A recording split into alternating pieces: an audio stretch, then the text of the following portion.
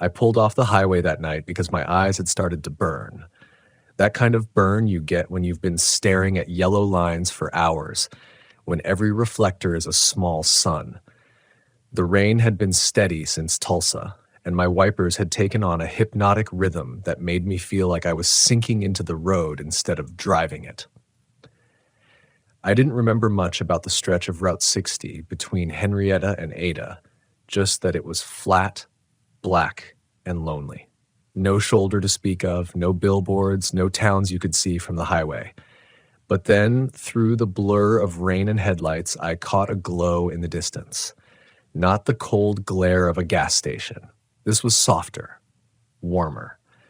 The kind of light that makes you think about coffee and pie at 2 a.m. The diner looked the same way it had the first time I saw it, back in 2003. Same wide front windows, same flickering neon sign that read, "Eat" in red block letters, same black and white tile visible through the glass.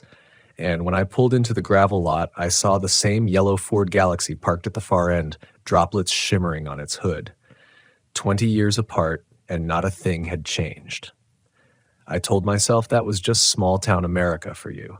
Some places stayed the same because there wasn't enough reason or money to change them.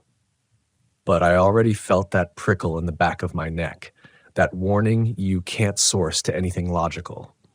I shut off the engine, listening to the ticking of the cooling metal and the low hiss of rain on asphalt, and wondered why I felt like someone inside was already watching me. The bell over the door jingled exactly the way I remembered. The smell hit me next. Bacon grease soaked into decades of wood and tile, coffee that had been sitting on the burner too long, something faintly sweet like pie filling baked into the air itself. The same smell as before. The booths were red vinyl, their seams taped over with yellowing strips in all the same places I recalled. And the customers, God, the customers. At first, I just noticed the man at the counter, his hands wrapped around a white mug, steam curling in front of his face. He had on a green work jacket, the kind with a name patch sewn above the breast pocket. I couldn't read the name from where I stood, but I remembered it was stitched in red thread. Then I saw the couple in the corner booth. A woman with hair teased into a stiff wave, a man in a plaid shirt holding his fork the same way you'd hold a cigarette, and in the next booth, a heavy-set guy in a trucker cap, eating scrambled eggs like he had all the time in the world. I remembered them. Not like a face that's vaguely familiar from somewhere. I remembered them from this exact place 2 decades ago on a different rain-soaked night when I'd been a much younger man trying to get home from a sales call in Texas. Only they looked exactly the same. Not aged. Not even a little. The waitress appeared before I could get my bearings. Her name tag said Marla, just like before. The hair was the same, blonde curls pulled back tight, not a strand out of place. She smiled the same smile, the kind that makes you feel like she's seen every kind of person come through and already knows which one you are. "Coffee?" she asked. I nodded, because what else do you do? My voice felt stuck behind my teeth. She poured from a heavy glass pot into a mug she set in front of me, the ceramic warm but not hot enough to steam in the damp air. I tried to tell myself I was wrong. Maybe the diner hadn't changed because the owner liked things the old way. Maybe the people were locals who happened to come in often, the kind of faces that looked the same in your mind because they were part of the scenery.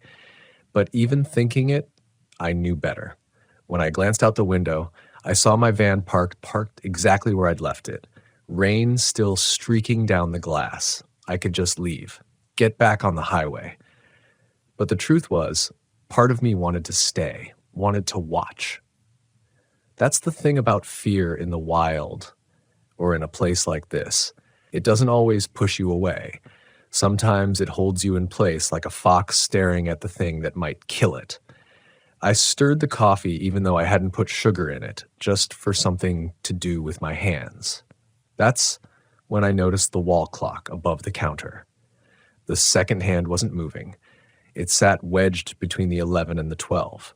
I leaned back, pretending to glance around casually, and realized the air inside was too still. The rain outside was steady, but in here there was no hum of an air conditioner, no clatter from the kitchen, no shifting of clothes on vinyl. Even the couple in the corner seemed frozen in their quiet chewing, the fork stopping halfway to the man's mouth for just a beat too long before resuming. When Marla came back, I asked her how long they'd been open. She smiled like she didn't hear the question, but wanted me to feel taken care of anyway. "We never close," she said. "Not once in all the years I've been here." Something about the way she said it made me want to ask how long that had been, but my throat tightened before I could. The sound from outside felt louder suddenly, the hiss of tires on wet pavement, and for just a second I thought I heard something else underneath it, a kind of low, slow breathing. It wasn't until later that I realized the sound might not have been coming from outside at all. I sipped the coffee, and it was just as I remembered, lukewarm, bitter in a way that didn't feel accidental, like it had been brewed from the same grounds all night long. I put the cup down, and the ceramic didn't click against the table the way it should have. It was a softer sound, almost dampened, like the room was swallowing noise. That was when I started studying the people more closely. The man at the counter in the green work jacket didn't move much. He just kept his hands wrapped around the mug, not drinking, not shifting in his seat. His reflection in the chrome napkin dispenser was slightly off. His mouth was closed in the reflection, even though I could see him faintly smiling in real life.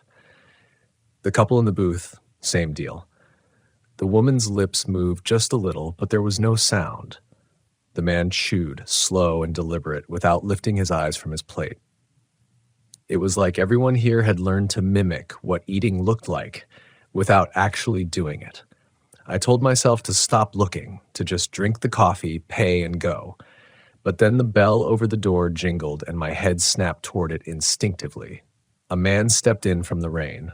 Tall, narrow shoulders under a black coat, dark hat pulled low.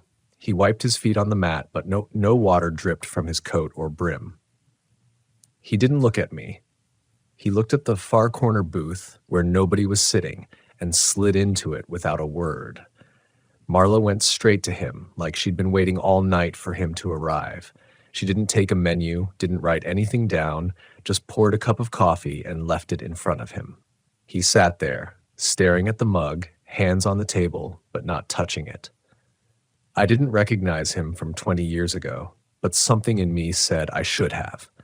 Something in the shape of his jaw, the way his chin tilted down just slightly, told me I'd seen him in another place I couldn't name. I checked the wall clock again. The second hand was still frozen between the 11 and 12. My phone had no signal. Of course it didn't. But when I checked the time, it read 2:17 a.m. The same time it had been when I pulled into the lot. I don't know why I said it, but I heard my own voice cut the air. "You all been here long?" The couple in the corner froze mid-motion. The man at the counter didn't turn, but his shoulders tensed. Marla looked at me in a way that wasn't unkind, but carried the weight of something final. "You eating?" she asked. I nodded without meaning to. She disappeared into the kitchen without writing anything down. When she came back, she set down a plate of eggs, toast, and bacon. The toast was pale, almost raw. The bacon was limp, streaked with fat that glistened in the too still light. But the eggs, those were the strangest. The yolks were too round, too bright, like they were painted on. I didn't touch them. That's when I realized the sound under the rain was back, the slow, steady breathing. I glanced at the corner booth with the man in the black coat. His head was tilted slightly toward me now. The brim of his hat shadowed his face, but I could see the curve of a grin just barely in the light. He wasn't breathing, and yet the sound felt closer. I turned to the window. The rain looked wrong, not falling from the sky so much as sliding down the glass in patterns that repeated like someone had filmed rain and looped it. And beyond the lot, in the darkness past the road, I could swear I saw shapes. Not people exactly, but outlines, like figures pressed against the night, waiting for me to look away. My hands were cold against the coffee mug, though the ceramic was still warm. That didn't make sense. Neither did the way my heartbeat slowed, not sped up, like my body was easing into something it didn't want me to fight. Marla leaned down just enough for me to hear her, though her lips didn't move the way they should have for the words she spoke. "If you're not planning to stay," she said, "you should go now." The bell over the door didn't ring when I left. The rain felt different the second I stepped outside, real again, hitting my jacket, running down my face. My van sat where I'd parked it, the gravel beneath the tires darker than it had been before, like it had soaked up something heavier than water. I didn't look back at the diner until I was in the driver's seat, engine running. The neon eat flickered in the glass, same as it had when I arrived. But the windows were dark now. And in their reflection, I thought I saw myself sitting inside, coffee in hand, looking out at the rain. I didn't wait to see if I moved. I just pulled out onto the highway and didn't stop until I hit a stretch of road with other cars, other lights. I told myself I'd never go back. But the thing is, some nights, driving late, I see that same glow in the distance again. And every time the clock on my dash says 2:17 a.m. The first few times I saw it again, I forced myself to keep driving. Didn't matter if I was on the same stretch of highway or halfway across the state. The glow would be there, just over the next rise, bending through the rain or heat haze, promising warmth and coffee. I never told anyone. How do you explain to somebody that a place you walked out of is still following you? That the same diner exists in more than one place at more than one time, and that it knows exactly when you're tired enough to want it? But the pull got worse. On the third year after that night, I was hauling samples back from Amarillo when a storm rolled in. The radio fuzzed with static, headlights cut through sheets of water, and then, through the mist, there it was. The same soft yellow glow. My hands tightened on the wheel. I drove past, but my eyes followed it in the side mirror. It didn't shrink away with the distance. If anything, it kept pace with me, just out of sight until the highway curved. By the time I got to my motel, my clothes were damp from sweat. My pulse was erratic, my mouth dry. I kept thinking about Marla's voice, how her lips hadn't matched the words, "If you're not planning to stay, you should go now." It was a warning. But was it for me or for the place? I started checking maps. Highway diners in rural Oklahoma aren't exactly a secret, but none matched what I'd seen. No "eat" sign in red block letters. No chrome counter with a frozen wall clock. No yellow Ford Galaxy sitting in the lot for 20 years without rusting away. Then last fall, I broke my own rule. I was coming up from Dallas after a long sales meet, dead on my feet, when I caught sight of the glow again. This time I didn't drive past. I told myself it would be different. Maybe I'd imagined the way they looked before. Maybe it was just a strange night, and I could prove to myself it was just a diner. The lot was wet, but the sky was clear. No rain this time, just the faint smell of ozone, like a storm had passed minutes before. The Galaxy was there, same spot, same droplets glinting on the hood as if it had just been washed. Inside, nothing had changed. Same people in the same booths, same smell of old grease and pie. The clock's second hand was stuck between the 11 and 12. My watch read 2:17 a.m., though I knew I'd been driving since just after 11. But there was something new. At the counter, next to the man in the green work jacket, there was an empty stool. And when I walked past to take a booth, he shifted just enough for his elbow to brush mine. His skin was cold. Not cool from air conditioning, cold like metal in the shade. I sat down, my back to the wall. I wanted every inch of the room in my line of sight. The man in the black coat was still in the far corner, but this time his head was up. His face was pale, too pale, like paper left in the dark. He was smiling at me now, openly. Marla came over. "Coffee?" I nodded. My throat felt tight, my tongue heavy. She poured, and the steam this time curled toward me before flattening midair, like it had hit glass. I tried to speak, to ask her what this place was, but the words came out wrong, soft, drawn out like I was talking underwater. From the corner booth, the man in the coat spoke for the first time. His voice was calm, low. You made it back. I didn't remember setting my hands on the table, but they were there now. The formica was warm under my palms. I could feel something faint through it, a vibration, slow and steady, like the purr of an idling engine far below. "Why?" I managed to ask. He tilted his head. "Because you came the first time. Everyone comes back eventually." The couple in the booth turned their heads toward me at the same moment, like they'd heard a signal. The man in the green work jacket smiled wider, and somewhere behind me, the bell over the door jingled without opening. I stood. My knees felt weak, but I kept moving toward the door. Marla stepped aside without a word. Her eyes were soft, almost sympathetic. Outside, the air was thicker than before, like I was walking through the breath of something huge. My van was there, but the lot stretched farther than it had before, gravel fading into blackness. I didn't look behind me until I was in the driver's seat. The diner was gone. Just the highway, empty and dark. The glow was nowhere. But my clock still read 2:17 a.m., and in the passenger seat, a coffee mug sat steaming. White ceramic, same as theirs. It's been in my kitchen ever since. I've tried to throw it away, leave it at rest stops, even smash it, but it always turns up in the same place on the counter, still faintly warm, and sometimes, if I touch it, I can feel that low vibration again. I know one day I'll drink from it, and when I do, I don't think I'll come back. The mug stayed on my counter for months before I dared touch it again.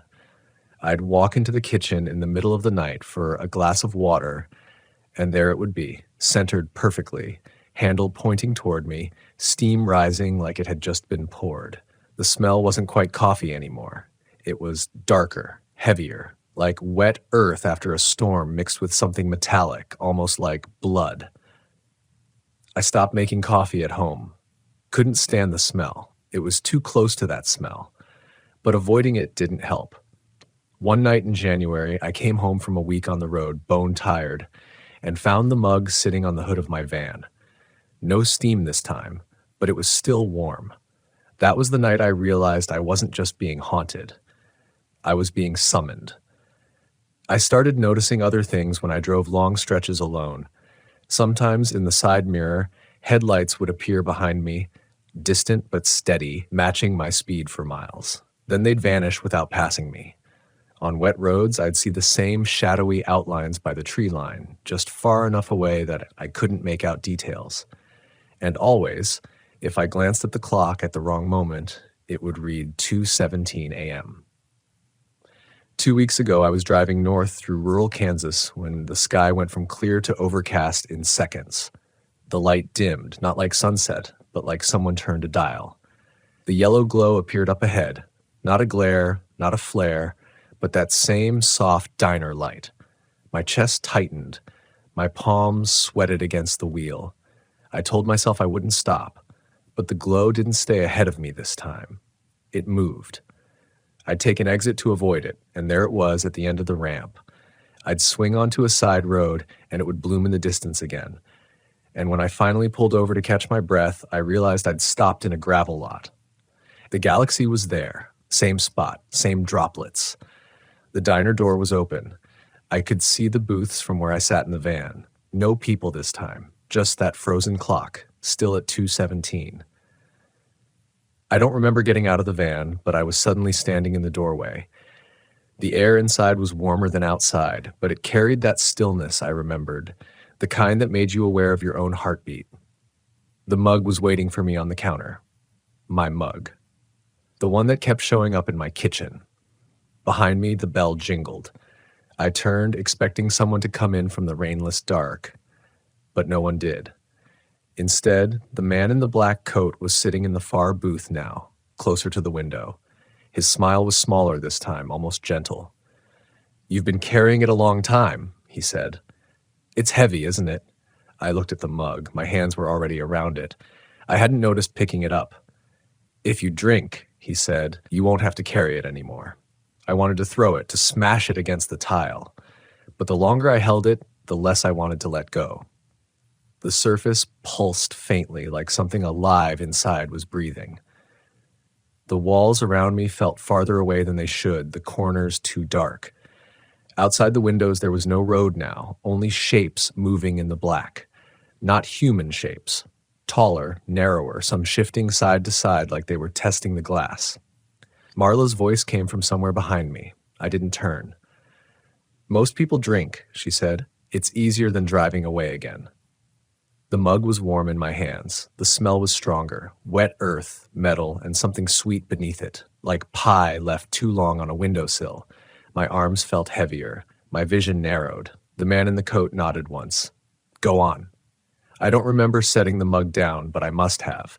Because I woke up in my van, parked on the shoulder of a dark road with no diner in sight. My dash clock read 4:42 a.m., but my watch still said 2:17. And in the passenger seat, the mug sat steaming again. I've stopped taking long drives at night. I tell myself that's how I'll avoid it. But deep down, I know the road will lead me back there whether I want it or not.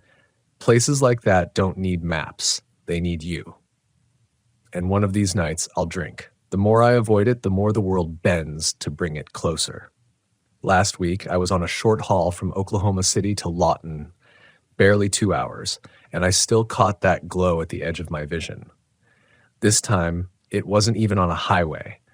I was on a county road with no businesses for miles, and there it was, humming soft in the distance, as if the diner had been dropped into the middle of a field just for me. The pull is subtler now. It's not trying to scare me. It's trying to wear me down. I'll be driving in daylight, and I'll see the galaxy in a different lot, never dusty, never dented. I'll hear the faint chime of a doorbell when I walk past a convenience store, but no one else notices. And every so often, I'll glance at my wristwatch and see the second hand stuck between the 11 and the 12. It's worse when I'm tired. 2 nights ago, I woke in my own bed to find the mug sitting on my nightstand, steam curling in the dim light from the street. My bedroom door was locked from the inside, yet I swear I heard the faint hiss of rain beyond it. I didn't drink, but I did pick it up. The warmth was different, deeper. I could feel it in my chest, just holding it, like a second heartbeat. I dream more now, though I'm not sure they're dreams. I'm sitting in the diner. The same people frozen in place, the man in the green jacket still smiling faintly at his mug. Only the man in the black coat moves. He slides into the booth across from me and rests his hands on the table, long fingers curled against the formica. "You already stayed," he tells me. The rest is just remembering. When I wake from those dreams, the taste of coffee lingers on my tongue, even if I haven't had a drop in days. Sometimes I catch my reflection in the window over my sink, and my mouth is smiling in a way I don't feel. I've started to think that the diner isn't a place you go to. It's a place that grows inside you. Every time you get close, it takes more of the road between you and somewhere else. And maybe that's the truth behind the people who never leave. Maybe they tried to keep driving, same as me. Maybe they thought they'd beaten it. But sooner or later, they realized they'd been sitting in the same booth for years. The coffee never cooling, the rain never stopping, the clock never moving past 2:17. I'm not afraid of the diner anymore. I'm afraid of the moment I stop being afraid. Because I think that's when I'll finally walk in without fighting it. And when I do, I won't walk back out. When that day comes, the galaxy will still be in the lot, droplets shining on the hood. The sign will still say "Eat" in red neon. And Marla will still be there, smiling that same knowing smile. And somewhere in some booth, someone will be looking out the window watching the rain. They'll look just like me. Maybe they will be me. I don't know if I'll wave. I've stopped taking the interstate altogether. Doesn't matter. The diner finds smaller roads just fine. Last night I was coming back from a supply run. Dry goods, nothing special. And I cut through a patchwork of farm roads, thinking I could outmaneuver it. The horizon was dark, flat, and empty, the kind of Oklahoma night where the stars feel too low. Then, without warning, the air changed. It was still warm for early spring, but the breeze turned damp, carrying that smell. Wet earth, metal, faint sweetness. My headlights picked up a turnoff that hadn't been there before. Fresh gravel, perfectly even, leading off into the dark. And at the far end, that glow. I sat there with my hands locked on the wheel, engine idling. The glow didn't flicker this time. It pulsed faintly like the light was breathing. And as it pulsed, I felt something in my chest match it. I didn't turn in. I backed away, wheels crunching slow over asphalt until I was far enough to lose sight of it. But I couldn't shake the sense that the light was still there, behind every dark hill I passed. When I got home, the mug was waiting on my porch step. No steam, just sitting there like it had been left by a delivery driver. My hands shook as I picked it up, not from fear, but from the way the ceramic seemed to hum against my skin, like it was glad I'd touched it again. I put it in the freezer. An hour later, I opened the door, and it was gone. Not back on the counter this time, gone entirely. I thought maybe it was over. Maybe it had finally given up. Until I went to bed. The hum woke me.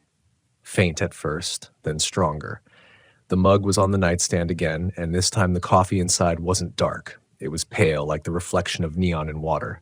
I could see shapes moving in it, too slow to be ripples, too fast to be my own reflection. Somewhere outside, a car idled. I got up and pulled back the curtain. The Galaxy was parked at the curb, its headlights dim, rain beating across the hood even though the night was clear. When I turned back to the bed, the mug was gone. I don't know how many more times this will happen before I just stop resisting. Maybe that's the diner's real trick. It doesn't force you in. It waits until the idea of fighting seems more exhausting than the idea of staying. And when that day comes, I think the clock will finally move. Not forward, just off the 11 and 12, enough to let me know I'm not leaving again. Until then, I drive. And no matter how far I go, no matter how many turns I take, I always see the same glow eventually, soft, yellow, and patient. The highway stretched ahead, empty, black, and slick under my headlights. I hadn't seen another car in hours. The hum of the tires was steady enough to trick me into thinking I could outrun it this time. Then the smell hit. Wet earth, faint metal, that trace of sweetness that always comes before it appears. My hands tightened on the wheel. Up ahead, just past the next rise, the glow bloomed. Not flickering. Not fading. Just waiting. I told myself I wouldn't stop. I'd keep my eyes on the center line and drive straight through. But as the curve straightened, I realized the road was already bending toward the lot. The Galaxy was there, droplets on the hood glistening like they'd just fallen. The diner's windows burned with warm light. Inside, Marla stood by the counter, coffee pot in hand, smiling like she'd been expecting me all night. The man in the black coat sat in the nearest booth, and for the first time he wasn't smiling. He just nodded, slow and certain. The mug was on the counter, steam curling, handle turned toward me. My hands were already closing around it before I noticed I'd stepped inside. The warmth sank deep into my fingers, up my arms, into my chest. Outside the windows, the darkness pressed close, full of shapes that leaned in to watch. The clock above the counter ticked. Once. The second hand slid off the 11 and 12, and then nothing else moved. I never thought the quiet stillness of a frozen lake could feel like a living thing until that night. We had arrived at the campground just as the last thread of sunlight disappeared behind the pines, leaving the forest in a haze of blue shadow and the kind of cold that settles into your bones. My name is Jack, I'm 34, and I've been RV camping all over the northern United States for years. I've dealt with bears, sudden storms, rogue hunters, and everything in between, but nothing had prepared me for what waited beneath the ice that winter.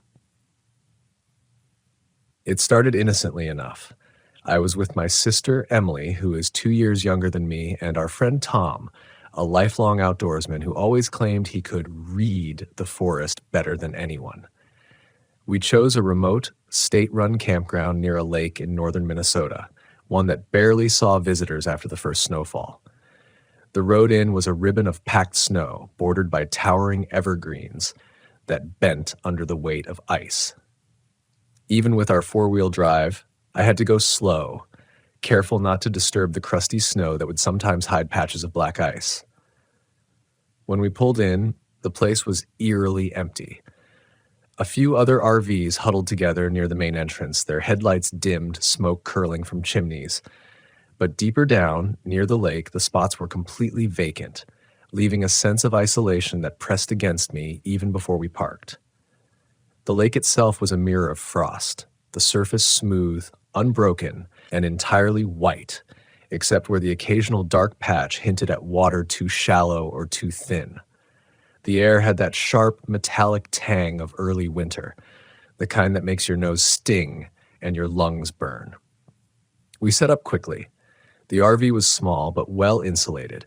Emily handled the interior, unpacking blankets and food, while Tom and I checked the external lines, making sure the heater was functional and the pipes wouldn't freeze. The sun had fully disappeared by the time we finished, and the forest seemed to close in around us. Normally, I enjoy the silence of snow-laden woods, but that night, it felt expectant, almost watchful, the kind of silence that waits for something to break it. After dinner, we bundled up and walked to the lake's edge. I wanted to check the ice thickness before we considered any ventures out. The snow crunched under our boots as we approached the shoreline, and I noticed the first oddity. There were footprints, small, human-like, but irregular, leading across the lake. They were too deep to be just snow settling and spaced in a way that suggested someone or something had been pacing. I called Emily over. "Do you see this?" I asked, kneeling to examine the prints. She peered down, frowning. "Maybe it's just an animal?" "I've seen plenty of wildlife tracks," I said, my voice quieter than intended. This doesn't feel right, too deliberate." Tom, who had been scanning the tree line with a flashlight, joined us. "Could be kids," he said casually, though even he seemed slightly hesitant. "Local kids sometimes sneak out to skate on thin ice. I've seen it." I wanted to believe him, but a nagging doubt grew in my chest. The lake was not visible from the main campground road, and no RVs were close enough for kids to have wandered unnoticed. Still, we shrugged it off, convincing ourselves that perhaps someone had been here earlier in the day. Back at the RV, I couldn't shake the feeling that something was waiting. That's when I first heard it. The faintest tapping, like fingernails drumming on ice. I paused, listening, but it stopped. I chalked it up to a branch or a trick of the wind, though Emily shivered as she pulled her blanket closer around her shoulders. Tom, ever the calm one, said nothing, but I could see him scanning the darkened windows, uneasy.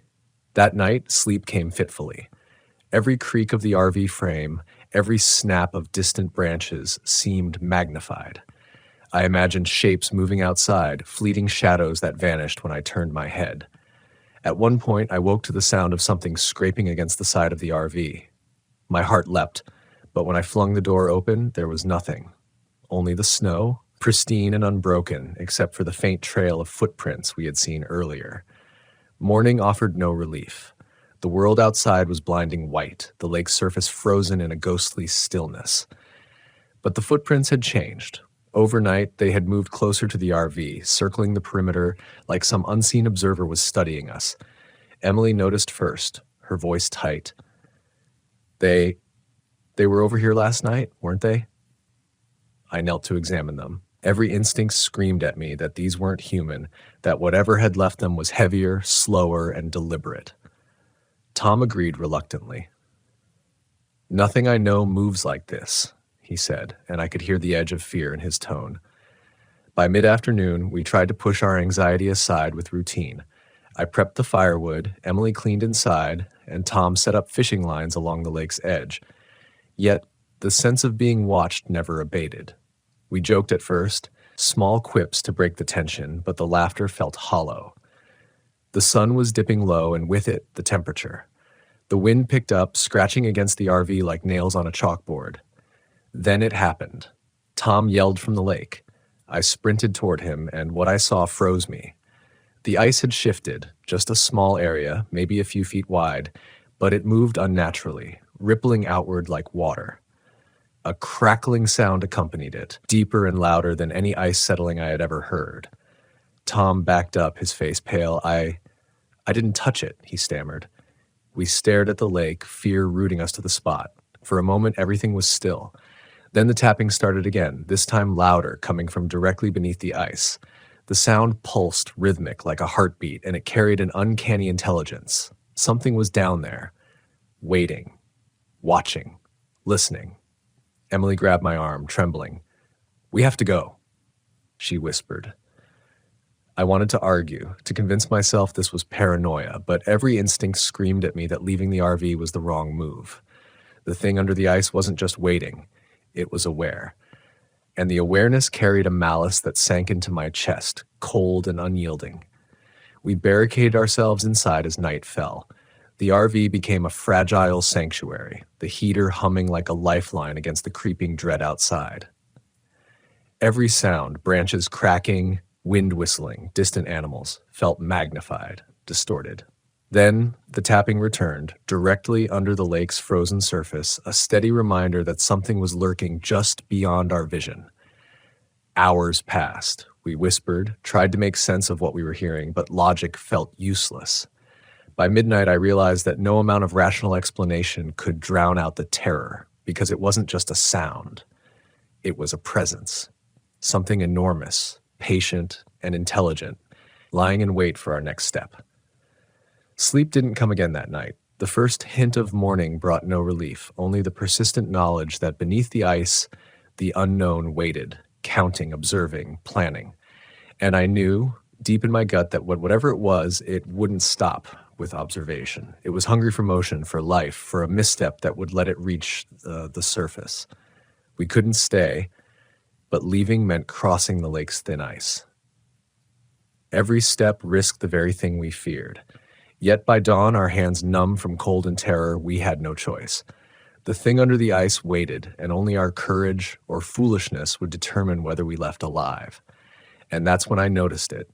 A shape just beneath the surface, coiling, vast, and impossibly silent. The water beneath the ice wasn't still anymore. It pulsed with something alive, aware, and monstrously patient. And as I met its gaze through the frost, through the ice, I understood that this winter lake, this isolated campground, was never meant for the living to linger too long. The ice groaned beneath our tentative steps, each crack a threat louder than our own heartbeats. Tom led the way, his boots digging into the snow, but even his confident gait betrayed hesitation. Emily clung to my arm, her fingers icy, trembling. Every instinct screamed to run, to retreat to the RV, but we had already committed to moving forward. Retreat wasn't safe. Not while that presence waited beneath the frozen surface. The shape beneath the ice was enormous, larger than any fish or animal I'd ever encountered, and it moved with an intelligence that made my stomach tighten. Each pulse of the water beneath our feet sent a shudder through the ice, thus a subtle vibration that we could feel through our boots. I wanted to look away, to pretend it wasn't there, but some part of me, a morbid, stubborn part, needed to see it, to confirm that our fear had substance. And oh, it did. As we reached the middle of the lake, the ice flexed and sang, a resonant hum that penetrated bone. I could hear it before I could feel it, a low, wet rasping like something breathing in rhythm with the tapping from the night before. Emily whimpered behind me. It's under us, she said, barely a whisper. Yes, I said, though my voice shook. I know. The air was thick with that metallic, icy tang that had greeted us on our first day. My lungs burned with every breath, sharp and cutting. I tried to focus on my steps, slow and deliberate, keeping my weight centered, but the lake seemed to push back. Every footfall sank a fraction deeper, and I could feel the ice trembling beneath our combined weight. Something below was aware of us, responding in ways that made me question every law of nature I'd believed in. Then it moved. Not quickly, not in a splash, but with a deliberate, creeping motion that made the ice shift in undulating waves. The water beneath the frost pulsed and rippled, and the shape became clearer, long, sinuous, black and slick, coiling beneath us like a living rope of shadow. I froze. Tom froze. Emily was paralyzed by fear, unable to speak. The lake had become a predator, and we were foolish intruders, foolishly crossing its frozen spine. I thought about screaming, but sound felt dangerous. Whatever was beneath the ice didn't need sight. It could sense our movement, our panic, our hesitation. Every step we'd taken had been a signal. And now, in our frozen terror, we were broadcasting our fear like a beacon. "Keep moving," I whispered, forcing my legs to step forward despite the trembling. "Don't look down. Just keep moving." The shape responded. A ripple shot outward in a concentric circle, spreading along the ice. Tiny cracks radiated from it, spiderwebs of danger, and for a moment I swore I could see faint, shadowed impressions in the frost, like claws pressing against the underside, feeling for weakness. Emily gasped and stumbled. I caught her just in time, and the sound seemed to draw the thing's attention. The water beneath the ice pulsed faster, sending vibrations that thumped through our chests. It was testing us, calculating whether we would falter. Tom swore under his breath, his hand gripping his flashlight. The beam wobbled in his shaking fingers, illuminating only the blinding whiteness around us. I considered shining it directly onto the ice to see the creature, but instinct screamed against it. We had to survive, not satisfy curiosity. A sudden crack split the air, louder than any crack before. I stumbled, heart hammering, and for a terrifying moment, a section of ice gave way beneath Tom. He barely caught himself, the edge of the broken ice gouging his gloves. The creature lurched beneath, a dark, fluid shadow that shifted with terrifying precision, and I realized it was testing not just the ice, but us, probing our balance, our fear. Emily screamed, a sharp, high-pitched sound that seemed to echo endlessly across the frozen lake. The creature reacted instantly, sending ripples across the ice that rattled our bones. I grabbed her again, pressing her close. "Quiet! You have to stay quiet!" I hissed. We froze, listening to the unnatural rhythm beneath our feet. The tapping had returned, now accompanied by a low, gurgling resonance that felt almost like words, but words in a language that didn't exist. My mind refused to comprehend it fully, but the meaning was clear. We were intruding.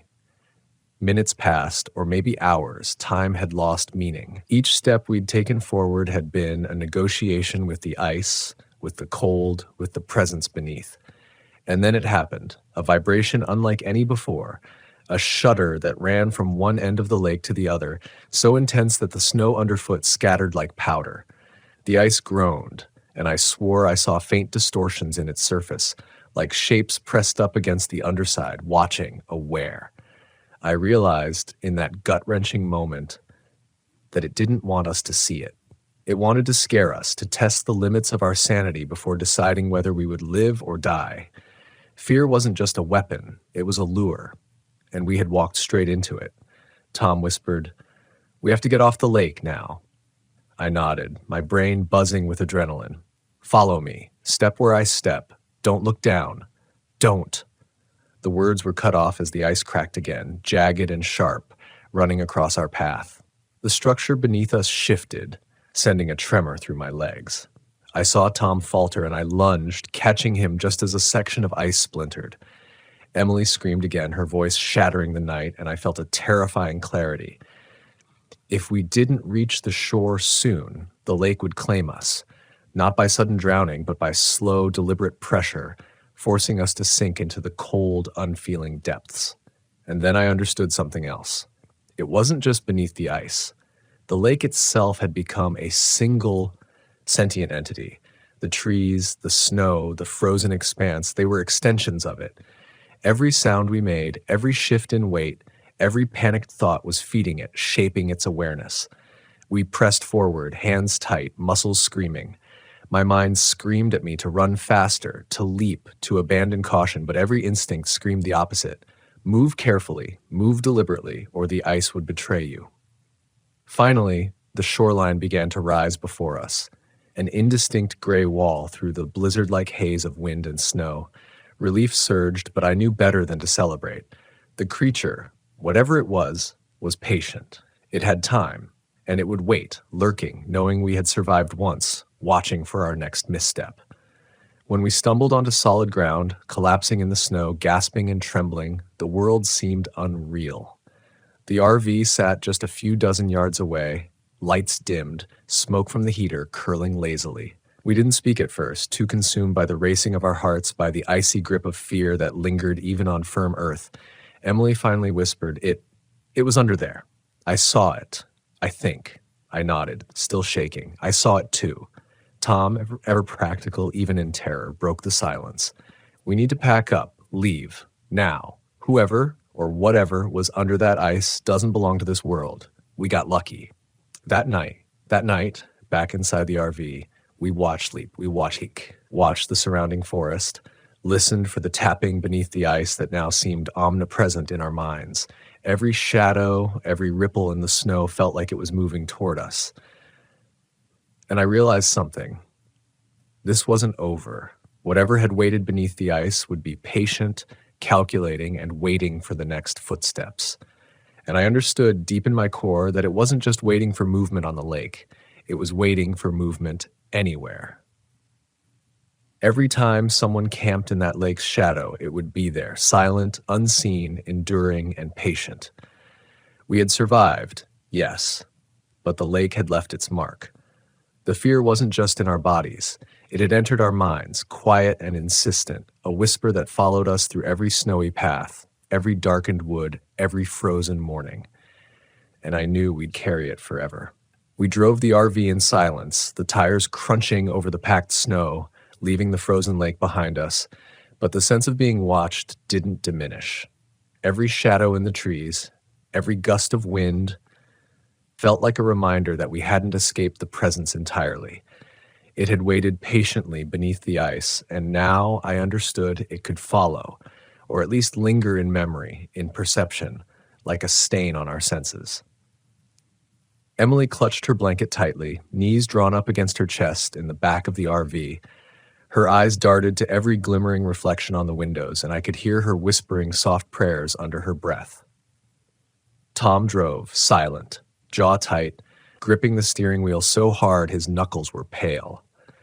I sat between them, unable to speak, my mind replaying every pulse, every ripple, every shift of the ice beneath our feet.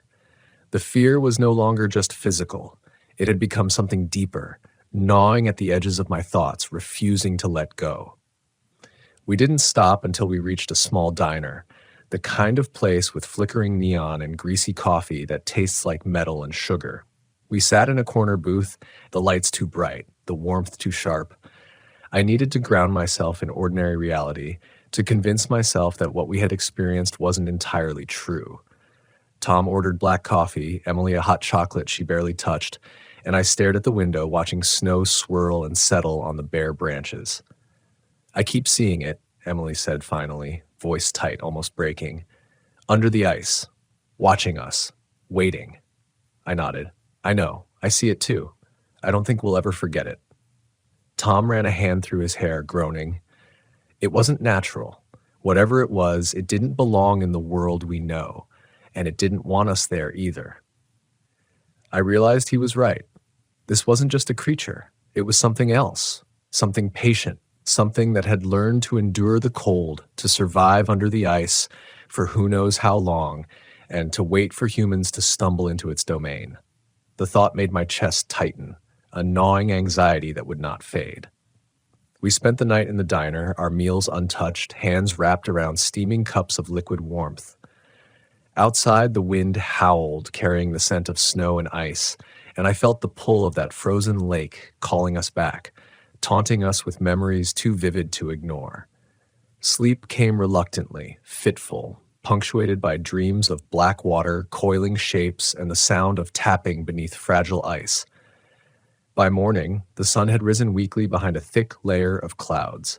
I forced myself to eat, to drink, to act like we were ordinary campers who had survived a harsh winter night.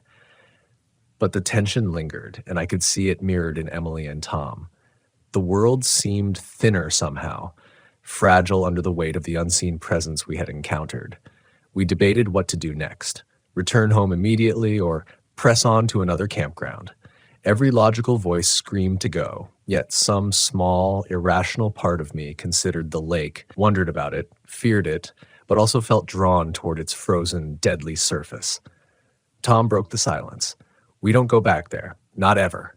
If we value our lives, we avoid this lake entirely. It's not safe, and it's not forgiving. Emily nodded, but her eyes flicked toward the window as the road stretched ahead. I didn't speak because I understood that even in agreement, part of our minds would always remember, always watch. Fear, once it burrows that deep, does not leave quietly. The following days were tense. We drove through sparse towns, camped in RV parks that were crowded and warm, but even there, the echo of the lake's presence lingered. Every frozen pond, every reflection in water, every still patch of ice sent a shiver down my spine.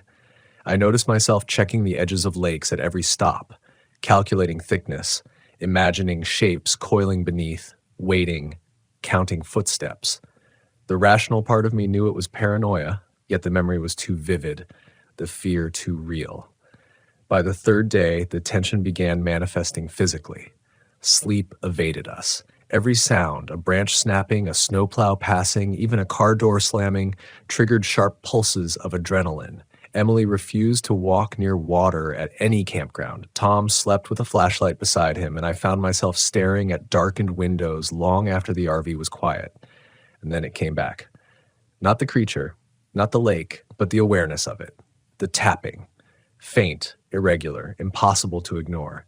It was not under ice this time, but in the edges of my hearing, in the vibration of the floor, in the small, almost imperceptible tremor in the air. I realized that fear, once given shape, can persist independently of circumstance. The lake had marked us, left its presence like a scar in our perception. I spoke of it one night, quietly, afraid of how it would sound. "It's still there," I said, voice low. "I can feel it, even here. It's patient, waiting. I don't know what it wants, but it's not finished with us." Emily shivered beside me. "I feel it too," she admitted. "Everywhere we go, I feel it watching." Tom said nothing, but the tightening of his jaw, the way he gripped his coffee cup, told me he felt it too. We returned home eventually, the RV parked in its familiar driveway. We unpacked, carried bags inside, and tried to convince ourselves that the nightmare was behind us. But the sensation persisted. Even in warm showers, even in sunlit rooms, I could feel the echo of that frozen lake. My dreams were filled with black water, tapping, coiling shapes. My mind replayed every footstep we had taken across the ice, every pulse beneath our feet, every horrifying sensation of the lake watching us. Weeks passed, and life returned in small ways to normal. Work, friends, errands, but the memory was persistent, gnawing. I avoided lakes, ponds, anything frozen over. I avoided stories of strange disappearances near the North Woods, avoided travel to remote campgrounds. And yet, deep down, I knew the presence remained patient, waiting for the next footsteps that might stumble across its frozen dominion. I realized something else, something that terrified me more than the creature itself. Survival hadn't given us mastery over the experience. It had given us awareness. Awareness of how fragile life is, how small mistakes matter, how one misstep in a hostile, intelligent wilderness can be fatal. And awareness carries responsibility. Every winter, every lake, every frozen surface is a threshold. One miscalculation, one lapse of attention, and the thing under the ice could reach the surface or claim another victim in the shadow of our ignorance. It changed how I approached camping. I became hyper-vigilant, cautious, calculating. I prepared for extreme cold, checked ice thickness, studied weather and wildlife patterns meticulously. I learned to respect the land, yes, but not just for ordinary dangers. There was now a mental layer, an awareness of entities and forces that cannot be explained, that do not fit neatly into our understanding of the world. I cannot forget the tapping. I cannot forget the undulations beneath the ice, the patient, intelligent watching, and I cannot forget the lesson it taught me. Fear is not just a warning. Sometimes it is a guide. It whispers of dangers that lie beyond comprehension, insisting on caution, patience, and respect. It teaches that even the bravest among us must bow to the patience and intelligence of the unknown. Even now, years later, I find myself avoiding frozen lakes. I feel a pull in my chest when I see one, a mix of terror and awe. I understand that whatever we encountered that night waits still beneath the ice, counting footsteps, listening to every movement, enduring in silence. And perhaps somewhere deep inside, it knows that one day someone will cross its frozen surface again, and it will test them too. I don't seek out fear anymore, not in that primal sense, but I have learned to listen to it, to honor it. The thing under the ice changed me, not just through terror, but through understanding. In that frozen expanse, I realized how fragile our existence is, how fleeting safety can be, and how the world holds mysteries far beyond what we can see. And sometimes when I close my eyes at night, I hear the faint, distant tapping, like a reminder that patience can be eternal, and that some things, no matter how cold, no matter how frozen, will always wait. Time didn't heal the fear, it sharpened it. I found that the more I tried to ignore the memory of that frozen lake, the more it gnawed at me from inside. The tapping beneath the ice, once distant and only perceptible in my imagination, became a ghostly presence in my thoughts, a quiet insistence that I remember. Every frozen pond, every shadowed reflection in water, now held the weight of potential danger. It was as if the lake had branded me, leaving a warning I could not erase. I began returning to RV camping, but differently. Not with the reckless curiosity of years past, but with meticulous preparation, deliberate caution. I studied weather reports, ice thickness charts, maps of remote lakes. I equipped the RV with thermal blankets, reinforced heaters, multiple layers of emergency supplies. And yet the awareness of the creature beneath the ice never left me. Every time I parked near a lake, even in the summer, I felt the memory of its patient gaze pressing against my mind. One spring, months after the encounter, I returned to northern Minnesota, not to the exact lake, but to a nearby campground. I wanted to confront my fear, to understand what had marked me so indelibly. The snow was gone, replaced by the early green of moss and pine. The lake's ice had melted into dark, still water, reflective and calm. I parked the RV at a safe distance and walked along the shore, boots sinking slightly into mud. The fear rose immediately, like a physical weight in my chest, but I forced myself to continue. I remembered that night vividly, the tapping, the ripple beneath our feet, the coiling shape just below the surface. I remembered Emily's terrified voice, Tom's grim determination, and my own frozen panic. And now, standing by the water, I felt a strange mix of reverence and dread. The lake appeared peaceful, almost inviting, yet the memory of what lurked beneath made every wave feel like a heartbeat, every ripple a pulse of intent. I set up camp on higher ground, far from the shoreline, and tried to focus on routine. Cooking, organizing supplies, checking the RV's systems, all normal, mundane tasks meant to distract me from the tension. But at night, when the wind blew across the water, I swore I heard faint tapping just beneath perception. My muscles tensed instinctively, my mind immediately mapping the lake's contours, calculating the ice that was no longer there, imagining it reforming beneath an unseen hand. It was during that night, alone for the first time since the winter, that I had a realization. The fear I had carried wasn't just a reaction, it was a teacher. The creature under the ice, whatever it was, had forced me to confront limits, to respect the land, to recognize that not all threats are visible and not all dangers announce themselves. Survival required awareness, preparation, and humility. Fear, in its rawest form, had become guidance. I spent the following days exploring the surrounding woods, carefully noting every creek, every frozen puddle, every patch of thin ice in shaded areas. I observed wildlife, studied tracks, and learned to move silently without disturbing the environment. I moved with the awareness of someone who had seen the thin line between life and death, a line so fragile it could vanish under a single misstep. Even when the sun was high and the air warm, the lake remained in my consciousness. I realized that encounters with true danger are not about violence, speed, or strength. They are about observation, patience, and respect. The creature beneath the ice had waited centuries, perhaps millennia, for those who dared cross its domain. We had survived not because we were strong or lucky, but because we had taken measured steps, maintained awareness, and respected the peril. Returning home, I found myself sharing the story selectively, Friends and family listened, but few truly understood. Some called it exaggeration, others called it superstition. And I realized that the lesson wasn't about convincing anyone. It was about the personal knowledge of what I had survived and what I had learned. Fear, when experienced deeply and authentically, can transform into insight. It can sharpen perception, deepen patience, and cultivate respect for forces beyond comprehension.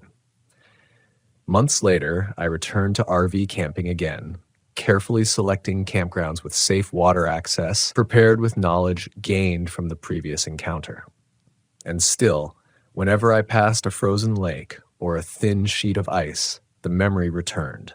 The tapping beneath, the coiling shape, the subtle intelligence of something that could outlast us, that could watch and calculate without ever revealing itself fully. I learned to listen to that fear. I began to recognize its subtle signals. The tightening in my chest near frozen water, the instinct to check ice thickness multiple times, the awareness of shadows along the shoreline. It became a guide, a quiet, insistent teacher. And I realized that the thing under the ice was not simply a monster. It was a mirror reflecting the fragility of human life and the depth of vigilance required to survive. Over time, I shared these insights in small ways with fellow campers, emphasizing preparation, respect, and attentiveness. I taught them to observe the ice carefully, to recognize subtle signs of danger, and to respect the patience of nature itself. My story was no longer just about horror. It was about learning, about adaptation, about understanding that survival is often mental before it is physical. Yet the lake never left my dreams. Even years later, I would wake in the middle of the night, heart racing, imagining the tapping beneath a frozen surface, imagining the coiling presence just below. And I would remind myself, the fear I felt was real, the danger was real, and the lesson was eternal. We live in a world with mysteries that cannot be explained, forces that cannot be predicted, and patient watchers who endure beyond our understanding. I realized finally that the thing under the ice waits not for the unprepared or the reckless. It waits for all of us. Every step we take near frozen waters, every lapse in attention, every miscalculated risk is a summons. And yet in facing that fear, in acknowledging its presence and respecting its power, we gain something invaluable: clarity, resilience, and the profound awareness that life, fragile and fleeting, demands vigilance and reverence. I still camp in the northern forests. I still cross frozen lakes, but only when I am prepared, aware, and patient. I teach myself and others to respect the unseen, to honor the land, and to recognize that some dangers are not to be conquered, but to be understood. And when the wind whistles across a frozen surface, when the snow settles in silent blankets, I listen closely and I remember. The thing under the ice is patient, eternal, and waiting for footsteps. And sometimes in the quiet moments just before sleep, I imagine it beneath the surface, watching, calculating, enduring. And I feel a strange gratitude, a recognition that the encounter taught me something profound. Courage is not the absence of fear, but the awareness and respect of it. Survival is not the conquest of danger, but the understanding of it. And life, in all its fragility, is a delicate dance across unseen ice, where each step matters and every heartbeat counts. It took me years to understand what truly happened that night on the frozen lake. Not just the terror, not just the creature beneath the ice, but the way fear can alter perception, sharpen awareness, and forge a kind of quiet strength that no ordinary experience can provide. I think of Emily and Tom often, and how we each carry the memory differently. Her lingering unease, his practical vigilance, my restless, obsessive attention to detail. And I understand now that what the lake taught us was more than survival. It was respect, humility, and the weight of patience. I returned once more to northern Minnesota, alone this time. The RV rumbled along snow-packed roads, passing frozen ponds and shadowed forests, and I felt the familiar tension settle into my chest. It was not panic, not terror, but a deep, visceral awareness that the land and the hidden life within it was patient, eternal, and observant. I parked at a safe distance from the lake, the one where we had first encountered the tapping, the coiling shadow, the ice that flexed like a living thing. The water was now fully thawed, dark and reflective, holding the sky in its surface. It looked serene, almost benign, but I knew better. I walked along the shoreline, careful with each step, boots sinking into soft, wet mud, my breath visible in the crisp air. The forest was quiet, save for distant calls of birds and the occasional snap of a branch. I felt that same awareness I had felt years ago. The sensation that something beneath the surface, patient and calculating, was observing me, and I welcomed it. I stopped at a stretch of thin reeds near the water's edge where the ice had once been dangerous. I knelt, placing a hand on the water, and allowed myself a moment to feel the rhythm of the lake, the pulse beneath its calm exterior. For a fleeting instant, I imagined the presence beneath, coiling, intelligent, enduring, and I felt awe, not just fear. It was a reminder that the world is larger than we can comprehend, that patience and observation often outweigh brute strength, and that life demands humility before forces unseen. That night, I slept in the RV, the heater humming, the lake whispering softly beyond the trees. I dreamt of black water, of the coiling shape beneath the ice, of the tapping that had haunted us. But this time, the dream carried no terror. Instead, it carried understanding, that fear is a guide, a teacher, and that courage is not the absence of fear, but the ability to recognize it, respect it, and act within its boundaries. Morning came slowly. The sun filtered weakly through clouds, painting the lake silver. I made my coffee, watched the steam rise, and reflected on the journey that had begun with blind curiosity, had descended into paralyzing terror, and had finally led to understanding. The thing under the ice had not killed us. It had forced us to see the fragility of life, to recognize the patience required to survive, and to respect the unseen forces that coexist with our world. When I returned home, I carried the memory with me in a new way. It was no longer a burden of fear, but a quiet companion of awareness. Every camping trip I took, every lake I approached, every frozen expanse I crossed was informed by what I had experienced. Preparation, observation, and respect became as essential as food, fuel, and shelter. And the echo of that patient presence beneath the ice reminded me, always, that the natural world is alive with forces we may never fully understand, but that we can navigate safely if we remain humble and attentive. I shared the story selectively with others, fellow campers, hikers, RV enthusiasts, but always with the same lessons. Not to frighten, but to educate. I emphasized preparation, respect, and the value of awareness. I taught that survival is rarely about strength alone. It is about reading the environment, understanding subtle signs, and honoring the patient, enduring presence of the unknown. And sometimes when I sit by a campfire or glance at a frozen pond in winter, I feel the old shiver of recognition. I hear faintly the tapping beneath the ice, and I smile, not in bravado, but in acknowledgement. The thing under the ice is still there, patient, enduring, waiting. And I have learned to respect it, to live with the memory, and to carry its lessons into every choice I make, both on the road and in life. The truth is, fear is not the enemy. It is the compass that points to danger, the warning signal that guides us toward caution, and the teacher that sculpts awareness. That night on the lake, we walked on ice that was alive, faced a presence that was intelligent and patient, and survived not because we were stronger, but because we listened to each other, to our instincts, and to the world itself. I now understand that the thing under the ice waits for every camper, every traveler, every set of footsteps crossing its frozen domain. It waits for patience to falter, for confidence to become complacency, for footsteps to be taken without awareness. And I know that the lesson it imparts is not one of terror alone, but of respect, humility, and enduring vigilance. Even now, years later, whenever I prepare for a winter camping trip, I feel the memory of that night. I check my gear meticulously, observe every patch of ice, and remind myself to move deliberately, step carefully, and honor the quiet intelligence of the natural world. And in those moments, I feel a strange gratitude. The lake, the ice, the presence beneath, it changed me. It taught me that life is fragile, that fear is informative, and that true courage lies not in ignorance, but in awareness. The lesson is simple, yet profound. The world holds mysteries we cannot fully see or comprehend.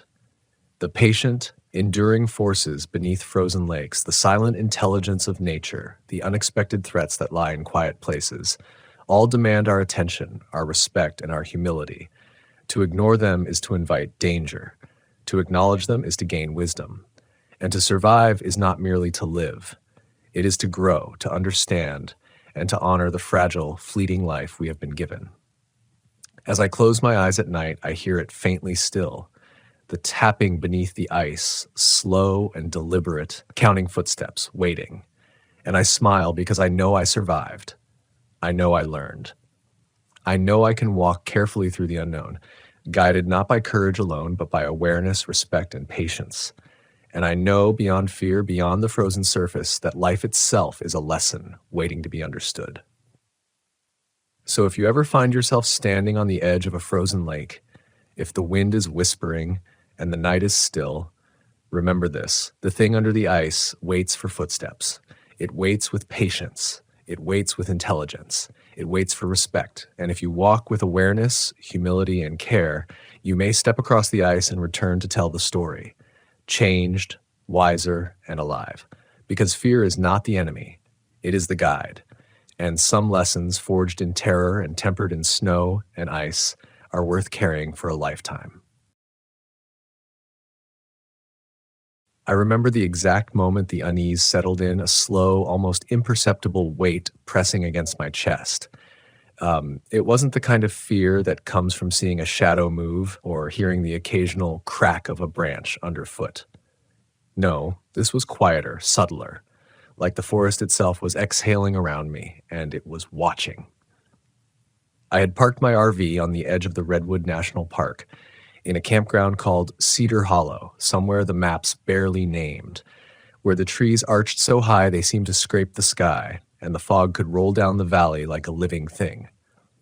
I'd come for a weekend of solitude, away from cell service and the incessant chatter of the world, but that solitude quickly revealed a different kind of presence, one that was patient, observant, and almost conversational in its persistence. The campground wasn't crowded that week. There were only a few rigs scattered along the winding dirt paths, each one tucked beneath towering pines and oaks. My neighbors were mostly quiet, a retired couple who kept to themselves and a young man, maybe 25, who had a battered old camper van, its paint peeled from years under the sun. His name was Tom, and he had a habit of walking the trails late at night with a flashlight, muttering to himself as if the trees would answer. At first, I thought it was a harmless quirk. You meet all kinds of people on the road, I told myself, but there was something in the way he sometimes glanced over his shoulder, like he wasn't just looking at the woods but expecting it to look back. I had barely set up camp when I noticed the old research station at the far end of the campground, a structure that had clearly been abandoned decades ago. The windows were streaked with dirt and age, and the metal siding was rusted in long, jagged lines. I had passed it 100 times on maps and in guides, always intrigued by the little historical footnote that said it once broadcasted vital ecological data. Nothing more. At least that's what I assumed. I didn't know that sometimes, even in the silence, it still transmitted, but not the way anyone expected. The first night was uneventful, though I didn't sleep well. The fog was thick, curling around my RV like it wanted to seep inside, muffling sounds and softening the edges of the world. I kept thinking I heard whispers, low and distant, almost on the cusp of hearing. I chalked it up to the wind. It always feels different when you're alone, I reminded myself. Your mind stretches reality like taffy when the quiet is this absolute. Still, I couldn't shake the feeling that the campground itself was holding its breath, waiting for something. It wasn't until the second night that the real strangeness began. I was sitting outside my RV, sipping lukewarm coffee and listening to the distant drip of condensation off pine needles, when a sound made me freeze. It was a voice over the old station's PA system, or at least, I thought it was. Soft, mechanical, distorted, like someone had tuned a radio to a frequency between two stations. And then, unmistakably, it said my name. Just my name. Luke. A pause. Static, and then again, Luke. I leapt to my feet, heart hammering, scanning the forest for anyone, anything. My neighbor's campers were dark and silent. The young man with the van was nowhere in sight. I grabbed a flashlight and aimed it toward the station. Nothing. The windows reflected only the beam, empty and inert. Yet, the voice had come from there. I couldn't explain it. Rational thought scrambled to assert itself. It must have been interference from some old wildlife monitoring device, or maybe someone playing a prank from a distance. But there was no one. There couldn't have been. I tried to convince myself that it was just the isolation getting to me. I went back inside, bolted the doors, and sat in the dim glow of the RV's interior lights, listening for any repeat. Hours passed.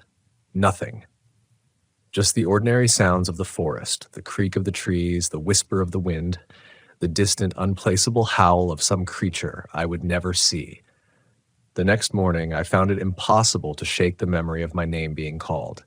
Even in daylight, everything felt tilted, like the forest had subtly shifted while I slept. I considered packing up and leaving, but something anchored me.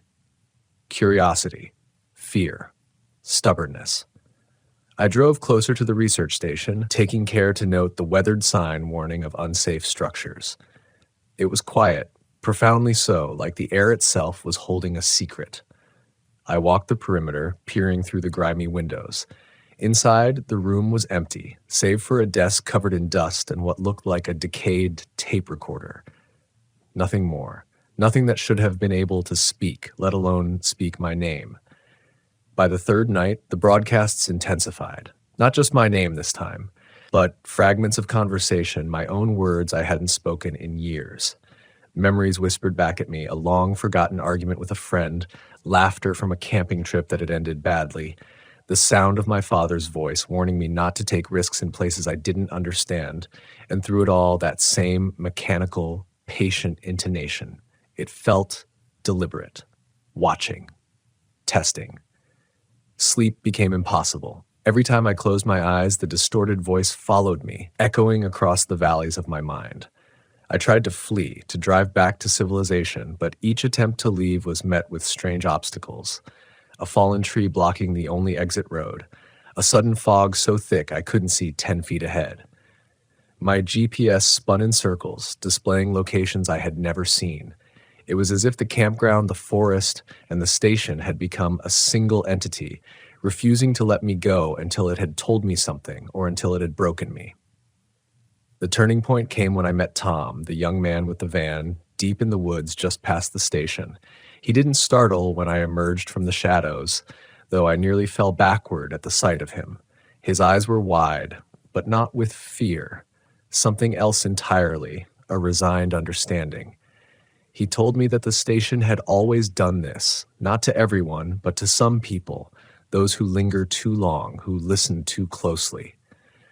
That it wasn't alive exactly, but it remembered. It remembered voices, names, feelings, and it would call them back, layer them over the wind and the trees, until the person knew they were not alone, even if no one was physically there. I laughed, but it wasn't really laughter. I had no other response. Part of me wanted to leave, to run screaming down the path back to the highway, but another part was drawn, compelled, as if acknowledging the calls was the only way to survive what was coming. That night, I stayed awake, letting the station speak. It called my name in every tone I could recognize, echoing every memory I thought I had buried. Panic crept in, then desperation, then a strange meditative acceptance. I realized that fear was the only thing keeping me awake, but listening, truly listening, was the only thing that could save me. By morning, I wasn't the same person who had driven into Cedar Hollow. Something had shifted. I could hear the forest differently, the wind differently, even my own heartbeat differently. The station, I think, had taught me something, though I still don't know if it was wisdom, warning, or something far stranger. I packed my RV and left, my hands trembling, my mind buzzing with the echo of voices that belonged to me and to no one else. Even now, weeks later, I can feel it when I close my eyes. The subtle hum of static, the whisper of a name I thought I had left behind, calling me back into the woods I had only barely escaped. I didn't expect to return to Cedar Hollow, but the memory of the station clung to me like a shadow I couldn't shake. Days passed in the city, and every time I closed my eyes, the faint static of its broadcasts hummed behind my ears. I tried to bury it under work, under the monotony of daily life, but it was relentless. That pull, subtle at first, became an ache. My curiosity, or perhaps my obsession, had grown roots that no amount of rational thought could pull free. So I drove back. I can't explain why. The rational part of me screamed to stay away, to forget the name that had been whispered over the airwaves, to leave the forest and the station behind. But something, I don't know what, needed closure, or perhaps understanding. I arrived at Cedar Hollow in the late afternoon, the sky a muted gray, clouds stretching low over the tree line. The campground looked different in daylight, quieter somehow, almost expectant. I parked my RV in the same spot, heart hammering, as though the forest remembered me. Tom was still here. He didn't approach immediately, just watched from the edge of the trail, his eyes sharp and unblinking. This time, I didn't feel fear from him. I felt a strange relief, like seeing a fellow witness to a reality that others could not perceive. He didn't speak at first. He only nodded toward the station, as though signaling that it was waiting. I stepped toward the research station, boots crunching over the forest floor. The air was thick with humidity, and something else I couldn't name.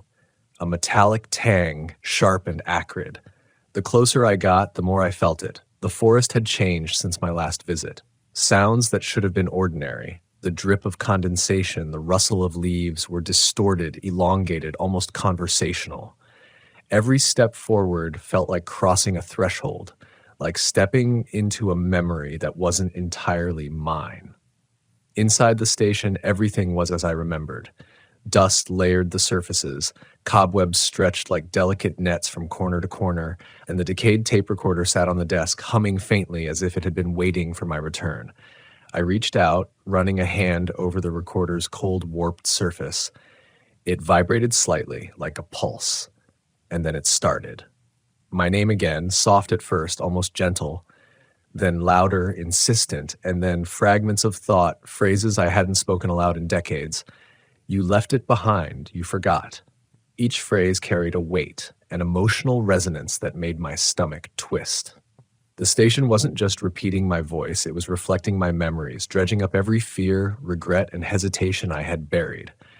Panic surged, and for the first time, I felt truly unmoored. Tom's voice cut through my spiraling thoughts. You have to listen, really listen. Don't run. It won't let you leave until it's satisfied you understand. I looked at him, incredulous, my voice trembling. Understand what? It's just a building, a machine. He shook his head.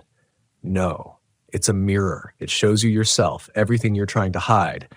You think it's calling your name, but really, it's holding up a reflection, and if you deny it, it will chase you, distort you, until you can't tell reality from its echoes. I swallowed hard, my throat dry, but I stayed.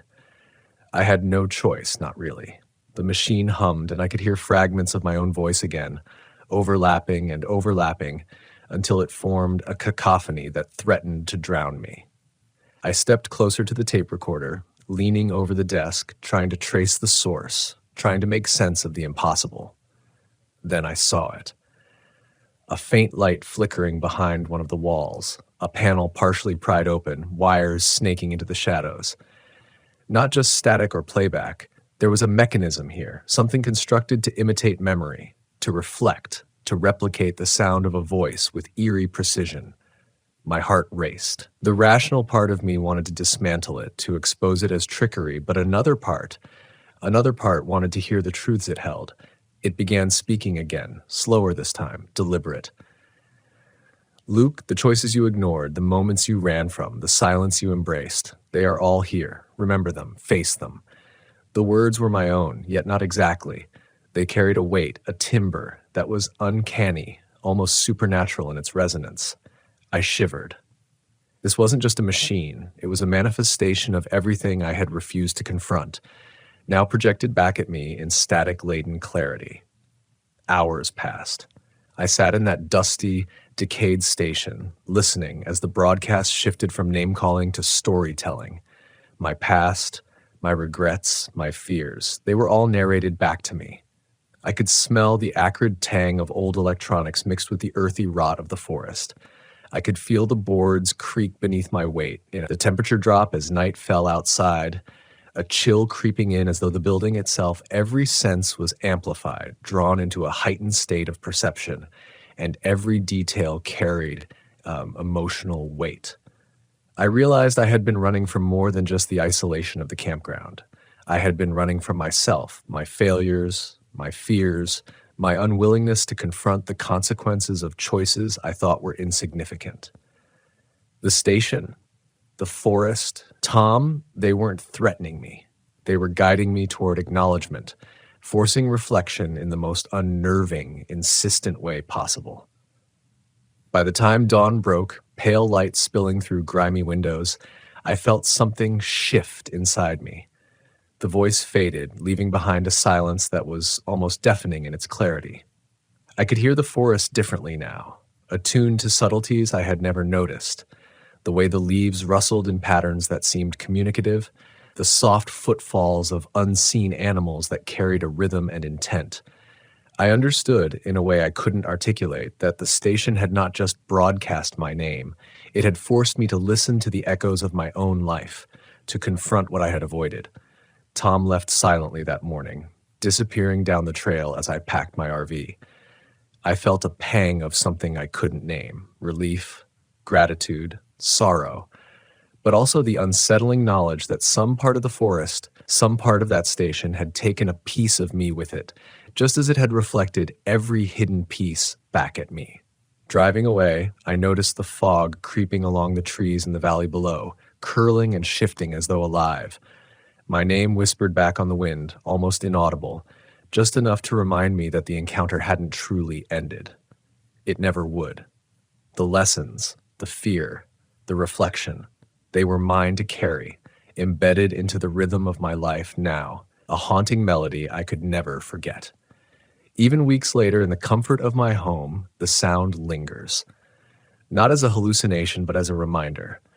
That fear, when confronted rather than denied, can teach. That silence, when listened to, can speak more truths than conversation ever could. And that sometimes the most terrifying journeys aren't about the places you visit, they're about the parts of yourself that refuse to be left behind. The road back to Cedar Hollow felt different this time, like the forest had recognized me. Even before the campground appeared through the early morning mist, I could feel its presence. Patient, waiting, expectant.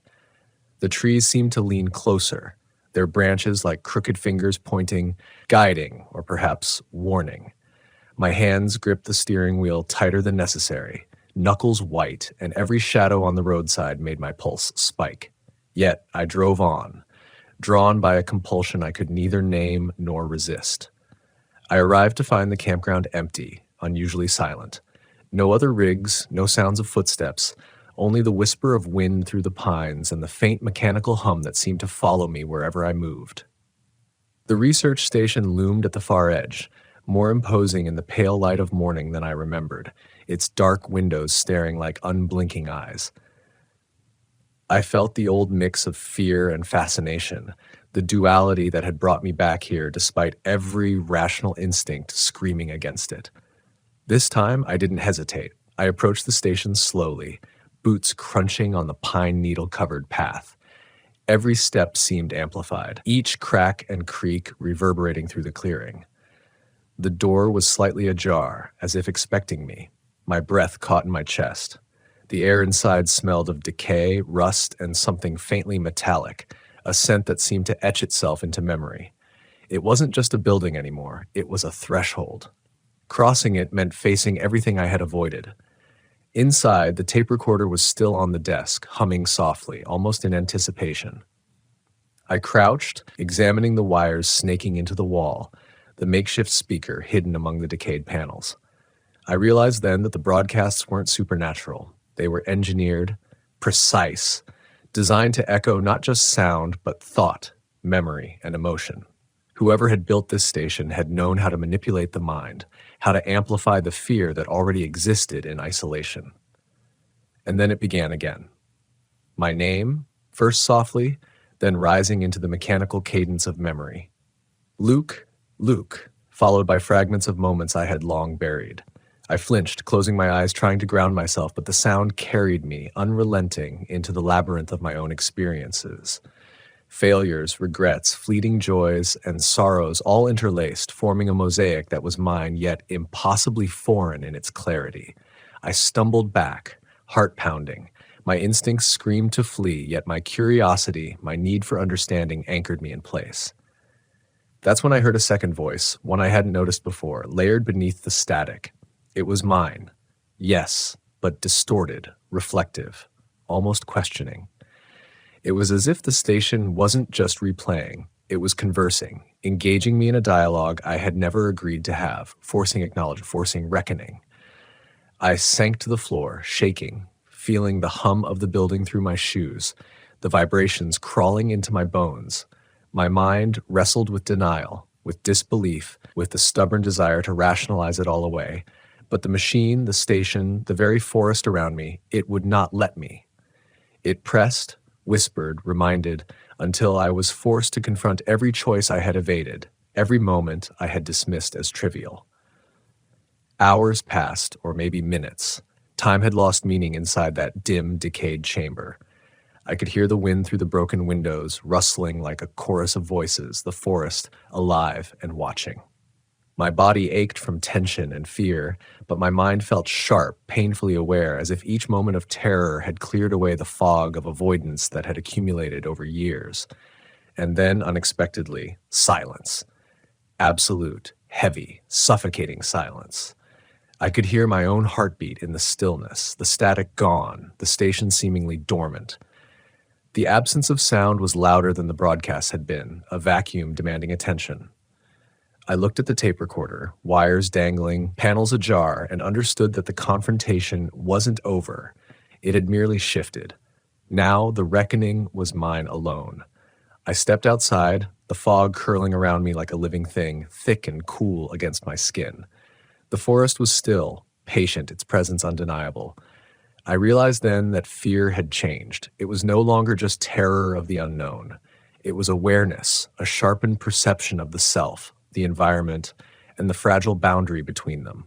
The station, the forest, Tom, they had all been instruments, guiding me through a reflection I could no longer ignore. As I packed my RV once more, I noticed the details I had missed before.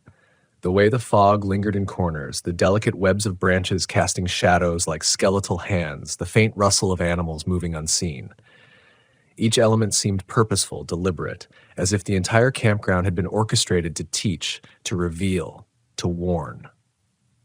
My hands trembled, not from fear alone, but from the intensity of realization. I understood at last that survival here wasn't about fleeing. It was about listening, perceiving, acknowledging. Driving away, the morning light filtering through the mist, I felt the forest watching, but not malevolently. It had demanded confrontation, and I had answered.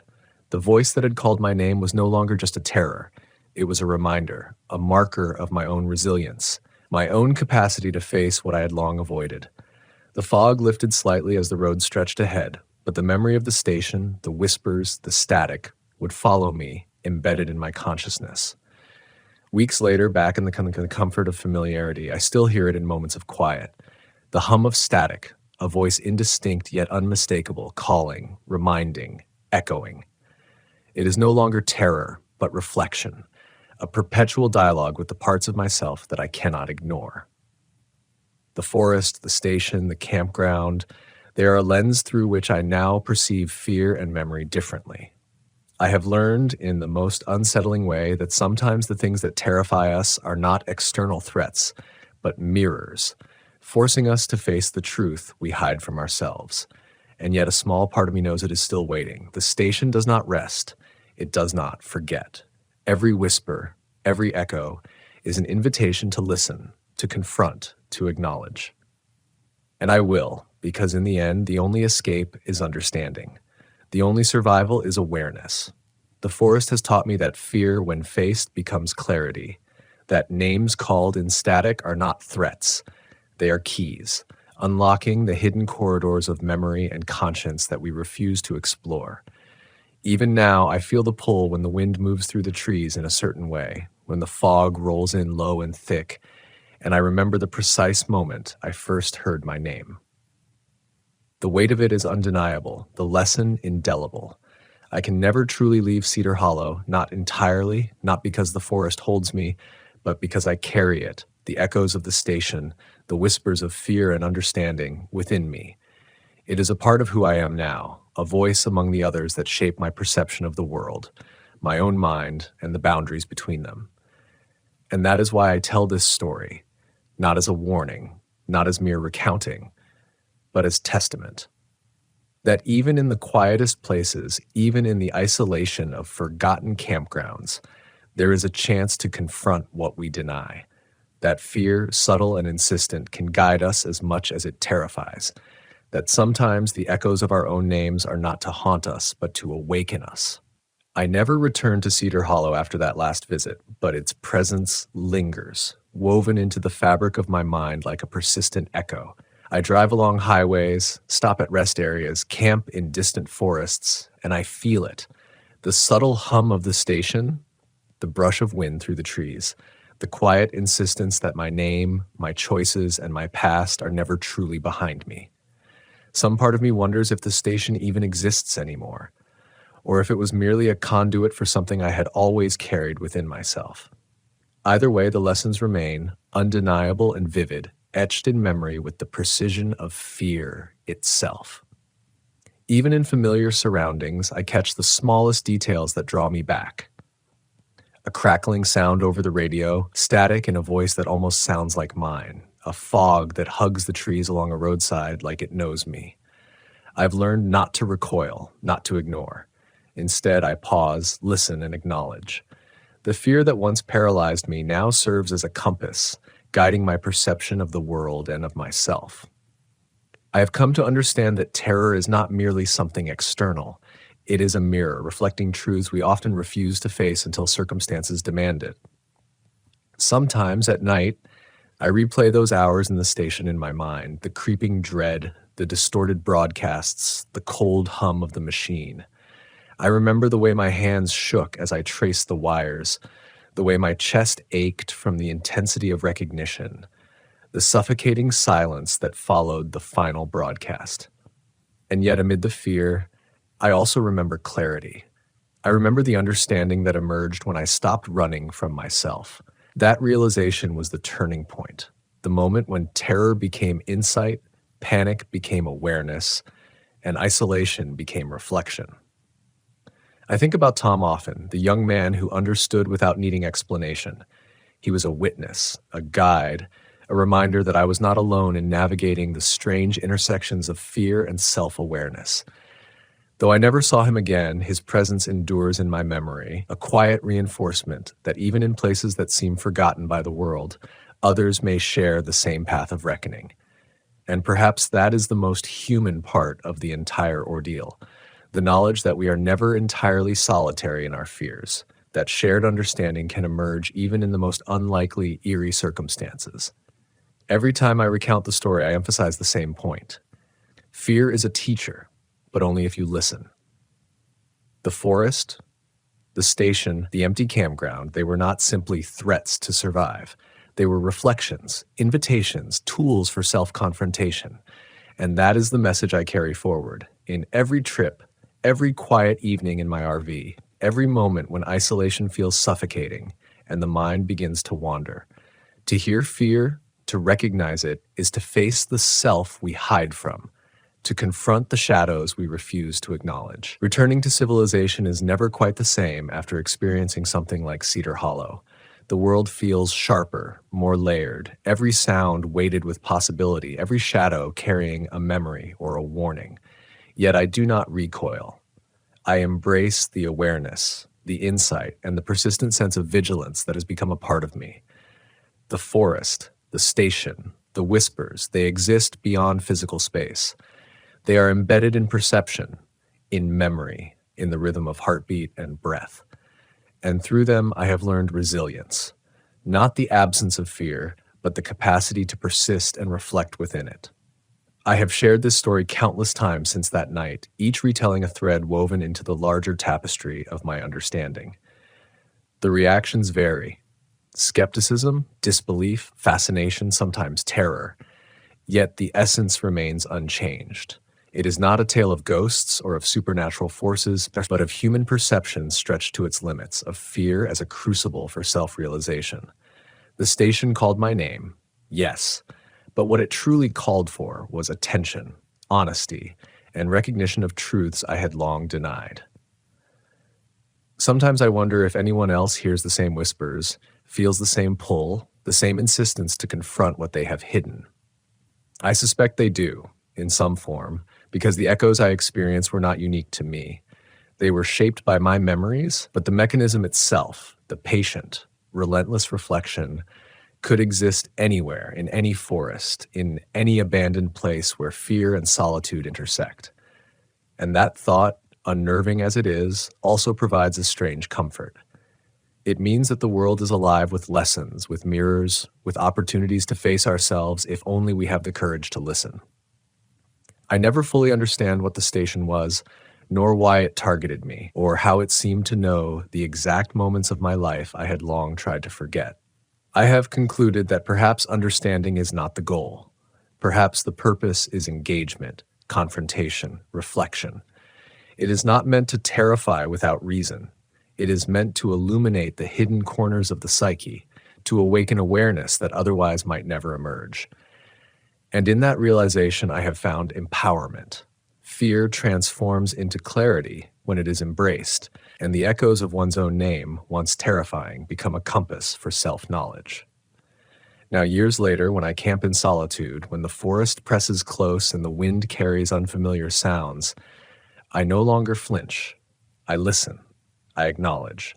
I feel the pulse of the earth, the subtle vibrations of the trees, the quiet insistence of memory and reflection intertwined with the environment. The lessons of Cedar Hollow have become a part of me, a framework through which I perceive the world, navigate danger, and confront uncertainty. I am never fully alone because awareness accompanies me, and vigilance tempered with understanding is a companion far more reliable than any human presence. In the end, the station, the forest, the whispers, they were not meant to harm. They were meant to awaken, to challenge, to reveal. And I am grateful for it, despite the terror, the uncertainty, and the night spent listening to the echoes of my own name over static and machinery. Because in that fear, I found insight. In that dread, I found clarity. And in that quiet, suffocating isolation, I discovered the unshakable truth. The only escape from fear is through understanding. The only survival is through acknowledgement, and the only journey worth taking is the one into the hidden corners of the self. Even now, when the wind carries a faint hiss over the mountains or a fog drifts low across an empty campground, I pause, listen, and remember. The echo of my name is no longer a call to panic. It is a call to awareness, a reminder that the places we fear most often reflect the truths we most need to face. And in that realization, the forest is no longer a prison, the station no longer a tormentor. They are guides, teachers, and companions in the perpetual journey of self-discovery. I'd been working the Oregon backcountry for years, chasing light more than anything else. Some wildlife photographers live for the perfect animal portrait, the dramatic leap of a salmon, the glint in an elk's eye. For me, it was always the light, those strange, rare moments when the forest turned translucent and the world felt like it was breathing in unison. That's what drew me to Devil's Waterfall. You won't find it on the standard park maps. It's not the kind of place you hike to on a whim. You get there by cutting off a service road, following an unmaintained fire break, then descending into a gorge where the air smells of wet granite and old cedar. The locals call it Devil's Waterfall, not because of anything demonic, but because of the way the sound plays tricks on you. The water falls in a triple cascade, and the acoustics in that narrow canyon throw your own voice back at you in ways you can't quite predict. I wasn't there for the nickname. I'd heard rumors of a rare osprey nest tucked somewhere in the basalt ledges above the falls. Late summer meant the chicks might still be branching, giving me a shot at catching their first clumsy flights.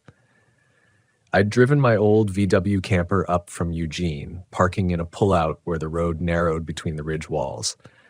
It wasn't an official campsite, but the Forest Service rarely came this far. The air was warm when I arrived, but heavy like a blanket someone had forgotten to shake out. Clouds pressed low, and the sound of the river reached me before I even saw it. Deep, steady, and oddly layered, like there were two falls speaking over each other. I hauled my gear down the slope. Tripod, long lens, dry bags for the electronics. My boots slid in the duff, scattering pine needles. The farther I descended, the more the air changed. The scent of cedar sharpened, laced with something metallic, almost like old pennies. I paused once, thinking I heard a voice, but it was just the wind in the canopy, shifting the long fronds of sword ferns. When I reached the gorge floor, the roar of the falls swallowed everything else. Mist clung to the basalt walls. The first cascade was maybe 30 feet high, white water spilling into a pool so clear I could see the fish holding in the current. Beyond that, the second drop vanished into shadow, a place where the sun never seemed to reach. I started setting up near the first pool, angling the camera for a shot of the ledges above. If I was patient, I thought, the osprey might drift in, wings rigid, scanning for trout. I framed the shot, adjusted the focus, and muttered under my breath just a simple note to myself about the exposure. The words came back to me. Not a second later, like an echo would, but before I'd finished speaking. It was subtle enough at first that I thought my mind had tricked me. Maybe I'd been thinking the sentence so clearly that it felt like I'd heard it out loud before I said it. I shook it off and went back to work, adjusting aperture, tracking a movement in the high branches. Again, my voice, but not. The cadence was mine, the tone was mine, but the timing was wrong. It arrived in my ears a fraction of a second too soon, like I'd been anticipated. I froze with my hands on the camera. The waterfall hissed, spat, churned against the rock.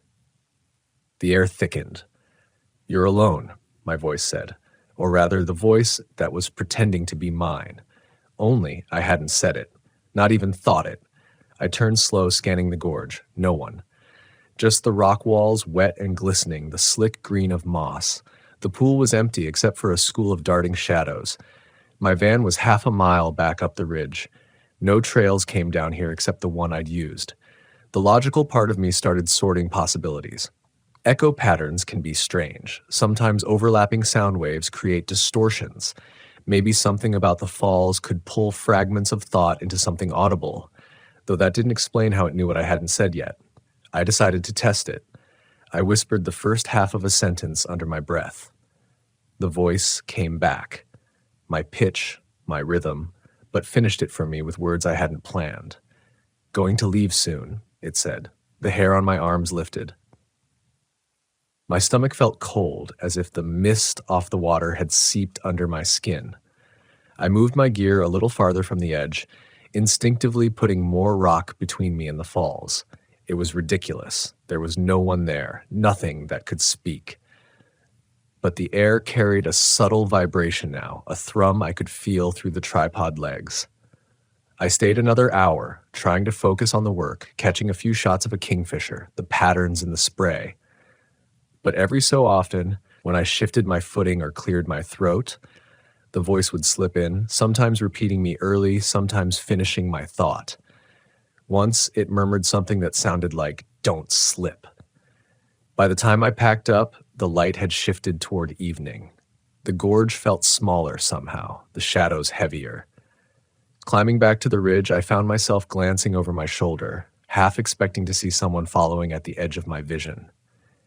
At camp, I told myself the day had been long, that the isolation and the constant white noise of the water could mess with anyone's head. I cooked over my little propane burner, kept the van doors locked, and tried to convince myself to sleep. But around midnight, with the engine ticking cool and the forest pressing close, I heard it again, this time from just beyond the thin metal of the van wall. "You're still here," it said, and I hadn't even been thinking about leaving. I didn't sleep much after that. Every sound outside the van seemed sharper than it should have been. The drip of dew from cedar boughs, the distant crack of a branch under something's weight, the constant murmur of the gorge far below. But under it all was a new presence, one I couldn't quite locate, the sense that something was aware of me in a way I wasn't used to out here. By morning, the air had cooled, a damp chill creeping into my bones before I'd even stepped out. My breath came out in small clouds as I fired up the camp stove for coffee. The steam rose into the stillness, and for a moment I thought I'd convinced myself the previous day had been nothing more than a trick of acoustics and exhaustion. Then, from somewhere down the slope, I heard my own voice again, calm, conversational, and wrong. "Light's better this morning." I froze, coffee pot in hand. My lips hadn't moved. The camera gear was still in its case by the van door. I set the pot down and checked the lens caps, the spare batteries, anything to avoid looking toward the gorge. But the words, my words, seemed to seep into the air around me, arriving without echo or direction. I told myself it was worth investigating. The practical side of my brain needed an explanation before I packed up and drove away, and the other part, the part photographers depend on, needed to see what the morning light was doing on the water. The descent felt steeper than the day before. The soil was soft from overnight mist, the pine duff slick under my boots. As I moved, the sound of the falls swelled, that strange layering becoming clearer. It wasn't just the typical slap and hiss of water on rock. It was rhythmic, almost patterned, like there was a cadence buried inside the roar. When I reached the first pool, the light was extraordinary, gold shafts cutting through the mist, catching droplets midair, turning them into suspended sparks. For a second, the beauty pushed everything else aside. I framed the shot, pressed the shutter, and let the click fill the silence between cascades. That's when it said my name, not in the falls, through them. My voice, my intonation, threaded into the water's roar so perfectly that if I hadn't been expecting something, I might have thought it was just another trick of my brain. I set the camera down. "Who's there?" I called. The answer came before I'd finished the last word. "Who's there?" My voice asked back, but with the faintest distortion, as though it had been filtered through a mouth that didn't quite understand human speech. I circled the pool, scanning the cliffs. No movement, just water and rock and the dark green of ferns clinging to the basalt. The second cascade spilled into shadow, the spray drifting toward me in cool bursts. I decided to test it again. I thought of a question. "What do you want?" and held it in my head, unspoken. "You," it said. I stumbled back against the rock wall, the damp seeping through my jacket. My heart thudded, and for a second I could taste iron, sharp and sudden, like I'd bitten my tongue. The falls thundered on, indifferent. I packed the camera in one smooth motion, every instinct screaming at me to get out. But the climb back up felt wrong. My landmarks seemed slightly shifted, roots angled differently, a patch of moss where I was sure there'd been bare stone. I told myself fatigue could warp memory. Still, my hands wouldn't stop shaking until I reached the van. I didn't leave right away. Call it pride or foolishness, but I lingered, pacing the clearing, convincing myself I should get at least one more sequence of shots before moving on. I'd come all this way, and rare light in that canyon could be gone in minutes. By early afternoon, clouds rolled in, muting the sun. The forest took on that strange dimness that makes you feel like it's later than it is. I caught myself staring downhill again, listening. The water was still out of sight, but the layered sound pressed against the trees like fog. Then came the voice. Closer now, almost conversational. "Stay until dark." It didn't sound like a suggestion. Something in me rebelled.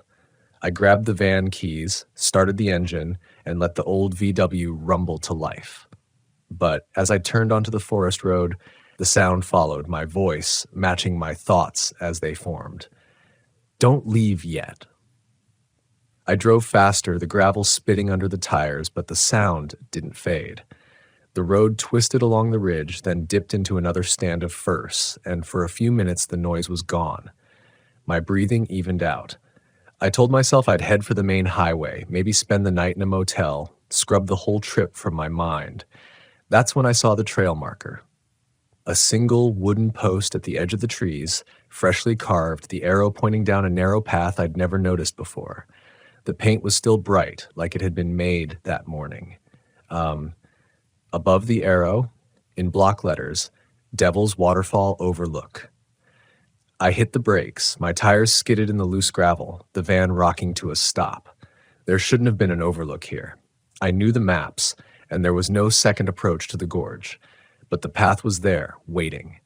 The air through the open window smelled of wet stone and cedar, faintly metallic. And from somewhere below, the voice came again, this time not as an echo, but as if it were standing right behind me.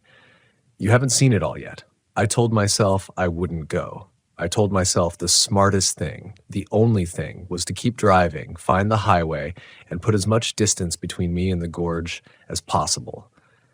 But my hands weren't on the wheel anymore. They were on the door handle, pushing it open.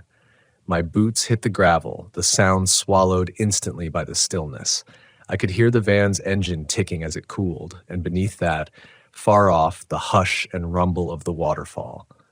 The trail was narrow, the kind you'd expect for a deer run, not a marked route.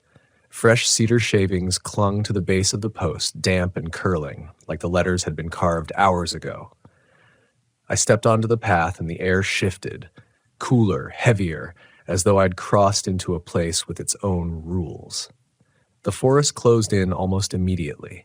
Tall firs rose on either side, their trunks black with moisture, branches knitting together overhead. The ground was soft with rot and moss, and every step released the scent of old, wet earth. I could hear water somewhere ahead, but the sound wasn't right. It didn't rise and fall like normal. It pulsed.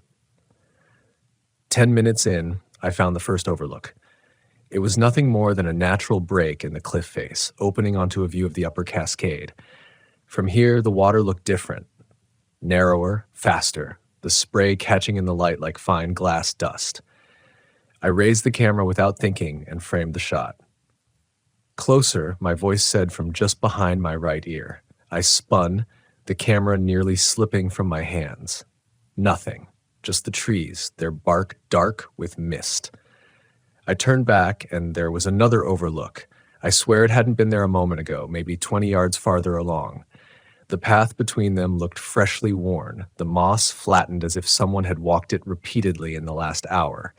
The second overlook faced the gorge at an angle I'd never seen before.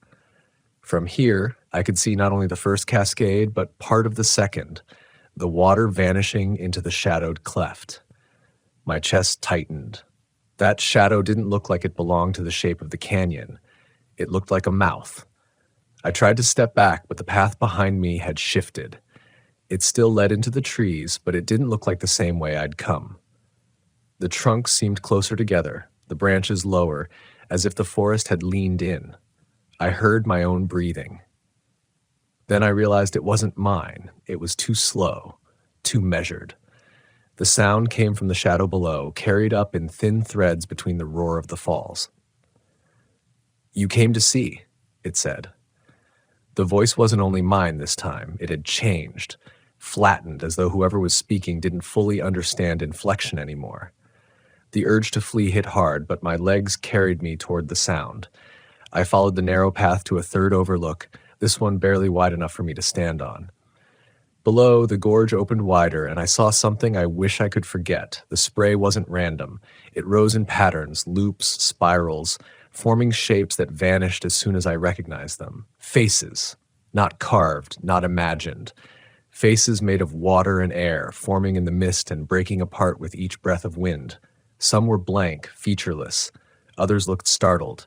One, I swear, was mine. The voice came again, louder now. "Stay until dark." The light had already begun to change, though I knew it couldn't be more than mid-afternoon. The gold had gone, replaced by a muted blue that made the moss seem to glow faintly. Shadows lengthened unnaturally, stretching toward my boots like ink in water. I stepped back from the edge, heart pounding, and the ground gave a soft, damp crack under my heel. I looked down to see a splinter of wood, weathered, carved faintly with letters I couldn't read at first. I brushed away the dirt. James. The rest of the plank had rotted away. I dropped it like it had burned me. My name is James. Something shifted in the water below. The second cascade seemed to bulge outward for an instant, as if something enormous had moved behind it. The mist thickened, rising higher until I could feel it beating on my skin. Closer, the voice said again. This time it didn't sound like an invitation. It sounded like a fact, like I already had no choice. I backed toward the trail, my boots sinking into the soft earth. Every step felt like I was moving through water, the resistance subtle but constant. The path twisted in ways I didn't remember, the trees crowding in so that I had to turn sideways to pass. At some point, I realized I could no longer hear the van's engine ticking. I couldn't even tell which direction the road was. The only thing constant was the pulse of the falls and my own voice, coming from the dark ahead, saying things I hadn't thought yet. The trail narrowed to a seam between two walls of basalt, slick with moss. I should have turned back right then. Any sane person would have. But the sound ahead, my voice braided with the crash of water, pulled at me like a current. Every time I paused, it would say something small, specific, something it couldn't possibly know. The name of my first camera model, the street where I grew up, the date my father died. They came out of the air whole, unhesitating in my tone, but emptied of emotion, like someone reading them from a list. The basalt walls opened onto a platform of rock, half collapsed, overlooking the second cascade. From here, the water fell straight into the mouth-shaped shadow I'd glimpsed earlier. And now I could see that the shadow wasn't just a play of light. It had depth, an impossible darkness that swallowed the spray before it reached the bottom.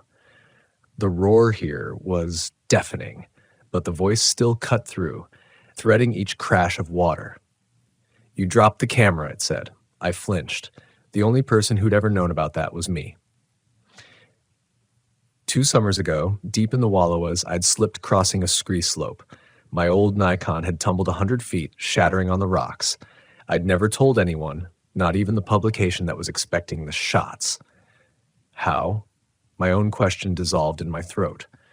The mist curled toward me, warmer than it should have been, carrying that metallic tang I'd noticed the first day. It clung to my hands, and for a second it felt like fingers closing around them. Not tight, just enough to make me still.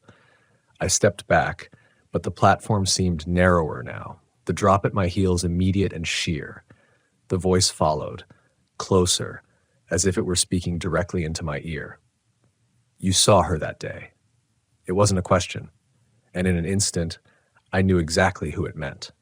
The hiker I'd passed hours before my Nikon fell. She'd been alone, smiling, headed up toward a ridge trail I knew ended in a dead drop unless you knew the turnoff. I'd thought about warning her, but the words had stuck, and then she was gone. I never saw her again. The voice didn't wait for me to respond. She came here. I gripped the tripod like a weapon. My knuckles ached with the force of it.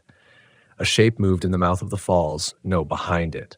Something pale, glistening in the shadows, like a figure just out of focus. It shifted, and for an instant I thought I saw her face in the spray, mouth open as if calling out. I staggered back toward the trail. The mist thickened, pushing against me, dampening my clothes until they clung.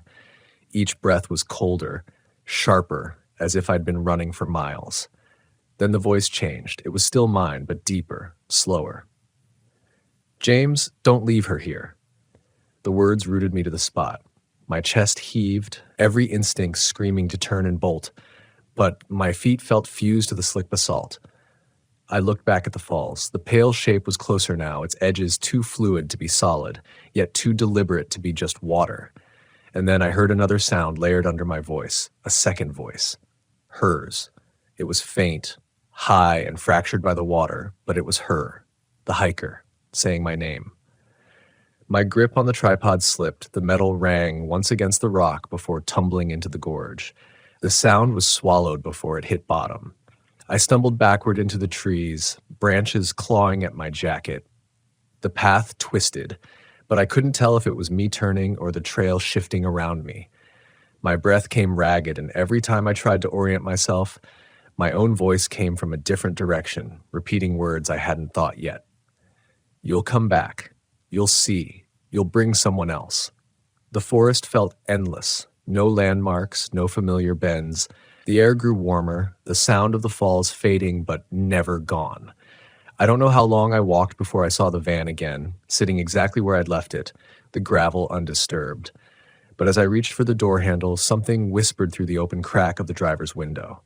Not in my voice this time. In hers. Stay until dark. I slammed the door and locked it, my hand trembling on the latch. The key turned in the ignition and the old VW sputtered, coughed, then caught. I put it in gear without even looking back at the trailhead. The gravel spat under my tires as I barreled down the forest road. Branches reached overhead, their shadows flickering like strobe lights across the windshield. The hum of the engine was the only sound I wanted to hear, but the falls were still there, impossibly faint, as if they'd lodged themselves in my ears. 5 minutes down the road, I passed a boulder I recognized from my drive-in. 10 minutes later, I passed it again. I slowed, staring at it through the passenger window. Same moss pattern, same split down the middle. I told myself maybe there were two like it. But when the third loop came, I stopped lying. The road was curving back on itself. Not in a circle I could see, but in some way that didn't make sense, like the map had been folded and I was trapped inside the crease. I pressed harder on the gas, the VW protesting, the wheel vibrating under my hands. The trees blurred past in a smear of green-black. My knuckles were white around the steering wheel when the trail marker appeared ahead. Devil's Waterfall Overlook. The paint was still fresh, the arrow still pointed to the trees, and the cedar shavings at its base were damp with morning dew, though it was well past noon. I kept driving, ignoring the way the gorge's sound swelled each time I passed, but the voice followed, bleeding into the air through the vents, through the radio, though it was switched off. You left her, it said. My jaw clenched. I don't know you, I said out loud, just to hear my own voice, to feel the control of forming the words. The reply came instantly, in perfect unison, matching me syllable for syllable until I couldn't tell which one was mine. I don't know you. I swerved to the side of the road, heart pounding, and yanked open the glove box. I kept a road atlas in there, paper, not digital. If I could just follow the lines, I could force my way back to the highway. But when I opened it, the pages were damp. The ink had bled in spirals, the roads warped into curves that didn't connect to anything. The waterfall's outline was sketched over and over in pale gray, the loops tightening toward the center. My name was written in the margins. Not once, dozens of times. I dropped the book on the floor and stomped the gas. I didn't care about the suspension, the tires, the risk of bottoming out on the rocks. The road whipped through the trees, bending sharp left, and there it was again. The overlook sign. Only now there was something else. A second arrow nailed just below the first, pointing in the opposite direction. No words, just the shape. You choose, my voice said. The van idled, shaking with my grip on the wheel. The arrow pointed downhill, deeper into the forest. I could feel the cool draft rising from that direction, the same metallic edge on the air. It wasn't a choice, not really. Either I kept looping until I broke, or I followed the arrow into whatever waited. I turned the wheel. The VW bumped onto the narrower path, branches scraping the sides. The dirt road became rutted, then barely passable until it ended at a clearing I'd never seen before. In the center, a pool reflected the sky like black glass. No ripples, no current. And yet, as I stepped out of the van, the roar of the falls was all around me. The voice came from the pool's surface this time, crisp, close. She's still here, James. The reflection wasn't mine anymore. I don't know how long I stood there, staring at that black water. The pool reflected the sky in a way that didn't match reality. The clouds overhead moved slow and gray, but in the surface, they churned like storm fronts, boiling and collapsing into themselves. And in the center of that reflection, where my face should have been, she was waiting. Her hair clung wet to her cheeks, her eyes opened too wide, catching light that didn't exist anywhere else. She wasn't smiling now. Her lips moved, and though I couldn't hear her directly, the sound came from behind me, from the trees, from the ground, from the air itself. "James," she said. The voice was doubled, hers and mine, threaded together so that I could hear my own tone coming out of her mouth. I took a step back. The reflection followed, her head tilting slightly as if tracking me. But her body, what I could see of it, was still, completely still. "You left me." The words didn't accuse, they didn't plead. They simply stated, as if she were reading a line in some hidden ledger I didn't know existed. I wanted to run. Every nerve in me screamed to get back in the van, jam the transmission into gear, and take the first road that even smelled like it might lead away from here. But my boots wouldn't move. The air felt thick, gelatinous, pressing in around me. "You came back," my voice answered her. I hadn't meant to speak, but the words slipped out of my mouth with no weight, like they'd been waiting in my throat all along. The reflection rippled, though the surface of the water stayed perfectly still. Her face softened in that moment, like the memory of a smile, and I felt a pull in my chest. Not emotional, like a tether tightening. I crouched, despite myself. My fingertips hovered inches above the water. It was cold, unnaturally cold, radiating up into my skin. From the edge of my vision, the pool seemed to stretch wider, the trees leaning in. The roar of Devil's Waterfall swelled, though I knew I was miles from the gorge, and in the roar more voices joined, overlapping, tangled. Some were mine, from years I'd forgotten, childhood phrases, casual comments, fragments of dreams. Others were strangers, deep, high, trembling, calm, all speaking at once, all weaving into a single constant murmur. "She's here. You know the way. You'll remember when you see it. Stay until dark." The last one rang louder than the rest, pressing into my skull like a physical force. My knees buckled. When I looked back into the water, her hand was raised, palm toward me. It was pale, fingers long, skin distorted by the shifting clouds in the reflection. Without meaning to, I reached for it. The moment my fingertips touched the surface, the cold slammed into me, up my arm, across my chest, into my throat. I couldn't breathe. My vision tunneled, not from lack of air, but because the pool had replaced everything else. There was no forest, no van, no air, only the mouth of the falls yawning open, the roar vibrating through my bones, and I was standing at the edge, looking down into darkness that went deeper than the earth should allow. Her voice and mine, indistinguishable now, came from below.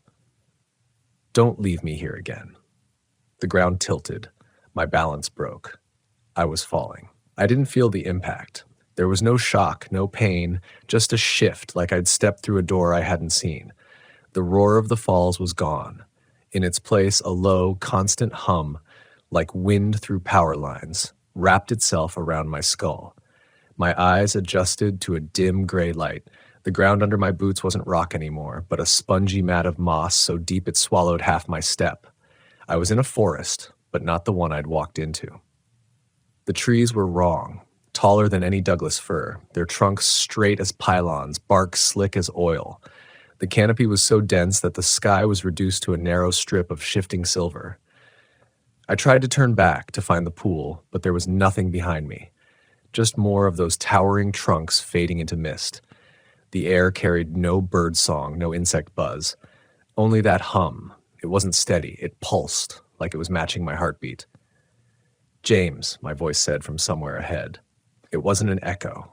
It was standing in the air, perfectly clear, the way someone's voice sounds when they're close enough for you to feel the heat of it on your cheek. I moved forward. My boots sank deeper with each step, the moss resisting, trying to hold me. The hum grew louder, and with it came flickers in my head, memories that weren't mine. A fire lookout cabin I'd never stood in, a stretch of highway under moonlight I'd never driven. A pair of hands, my hands, covered in something dark, wet, and warm. Each image hit like a skipped frame in a film reel, gone before I could catch the details, leaving only the residue of the feeling. The mist parted just enough to show a shape up ahead, a break in the trunks, light spilling through from a wide clearing. I pushed toward it, lungs burning even though I hadn't been moving that long. When I stepped into the clearing, my legs almost gave out. It was the gorge, but not the one I knew. The basalt walls were higher, their faces slick and shining like obsidian. The falls thundered into the mouth-shaped shadow, but this time the shadow pulsed, expanding and contracting in slow, deliberate rhythm, like it was breathing. On the far side, balanced on a ledge just above the spray, she stood, the hiker. Her clothes hung in tatters, clinging wet to her frame. Her eyes fixed on me with a strange, unblinking intensity, and her lips moved without sound. Then, faintly, the voice came, not from her mouth, but from the air between us. "You found me." I tried to call to her, but my voice caught. What came out instead was something I didn't choose. I didn't mean to. Her head tilted. The falls roared louder, drowning everything for a moment. And in that roar, the voices began again, mine, hers, dozens of others, all overlapping, all speaking pieces of sentences I almost recognized. Some were warnings, some were instructions, some were begging. Then they all said the same thing in unison. Cross. The ledge she stood on was connected to mine by a narrow beam of slick stone, no wider than my boot sole, arcing just above the boiling pool below. She didn't move. She just waited, still as the basalt. My pulse thudded in my ears. My hands shook. Every rational part of me screamed that I'd fall, that I'd be swallowed by whatever lived in that shadow. But my feet stepped forward anyway, one after the other, the hum in the air syncing perfectly with my stride. Halfway across, the beam shuddered under me, not from my weight, but from something deep below. The shadow expanded sharply, and for an instant I saw shapes inside it, faces, just like in the spray. Too many. And all of them were watching. She raised her hand as I reached her side. Cold radiated off her, even through the damp air. "You can't leave now," she said. I opened my mouth, but the voice that answered wasn't mine anymore. "I know." The ledge narrowed until there was no more stone between us and the falling water. The roar was so close it pressed against my chest, a physical weight. Droplets clung to my eyelashes, blurring her shape into something more fluid, less human. She didn't hesitate. She stepped into the sheet of water as though walking through a curtain. The falls didn't push her back or break over her shoulders. They split around her, parting in two perfect streams that joined again just behind. When she glanced back at me, her eyes weren't the color they'd been before. They'd taken on the deep, cold green of riverstone. "Come," she said. The voice in my ears and the voice in my head overlapped, one a fraction of a second ahead of the other. I didn't know which one my body was obeying when I stepped forward. The water hit me, not with the violence of a 30-foot drop, but with a sudden numbness that went straight to the bone. For a heartbeat, everything went black. Then I was somewhere else.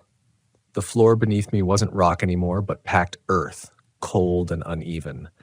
The air was still, tasting of wet clay. My eyes adjusted to a dim, shifting light that had no source, like the glow you see behind closed eyelids when you stare at the sun.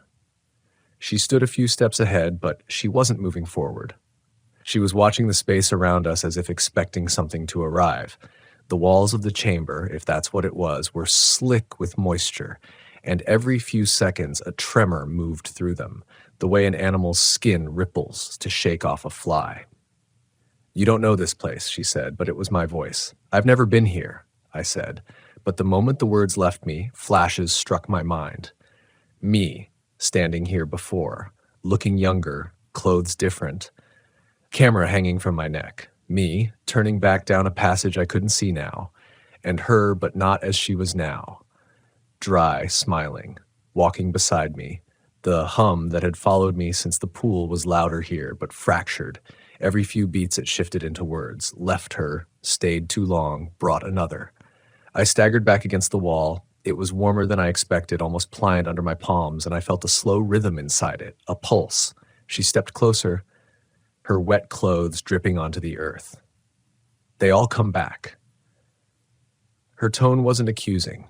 It was certain, like she'd seen this sequence 1,000 times. I wanted to ask who, but I already knew the answer before my lips moved. The flashes kept coming. Men, women, all shapes and ages, walking into this space with the same stunned expression I must have had. Each one led by someone different, but their eyes all carried the same flat stillness hers did now.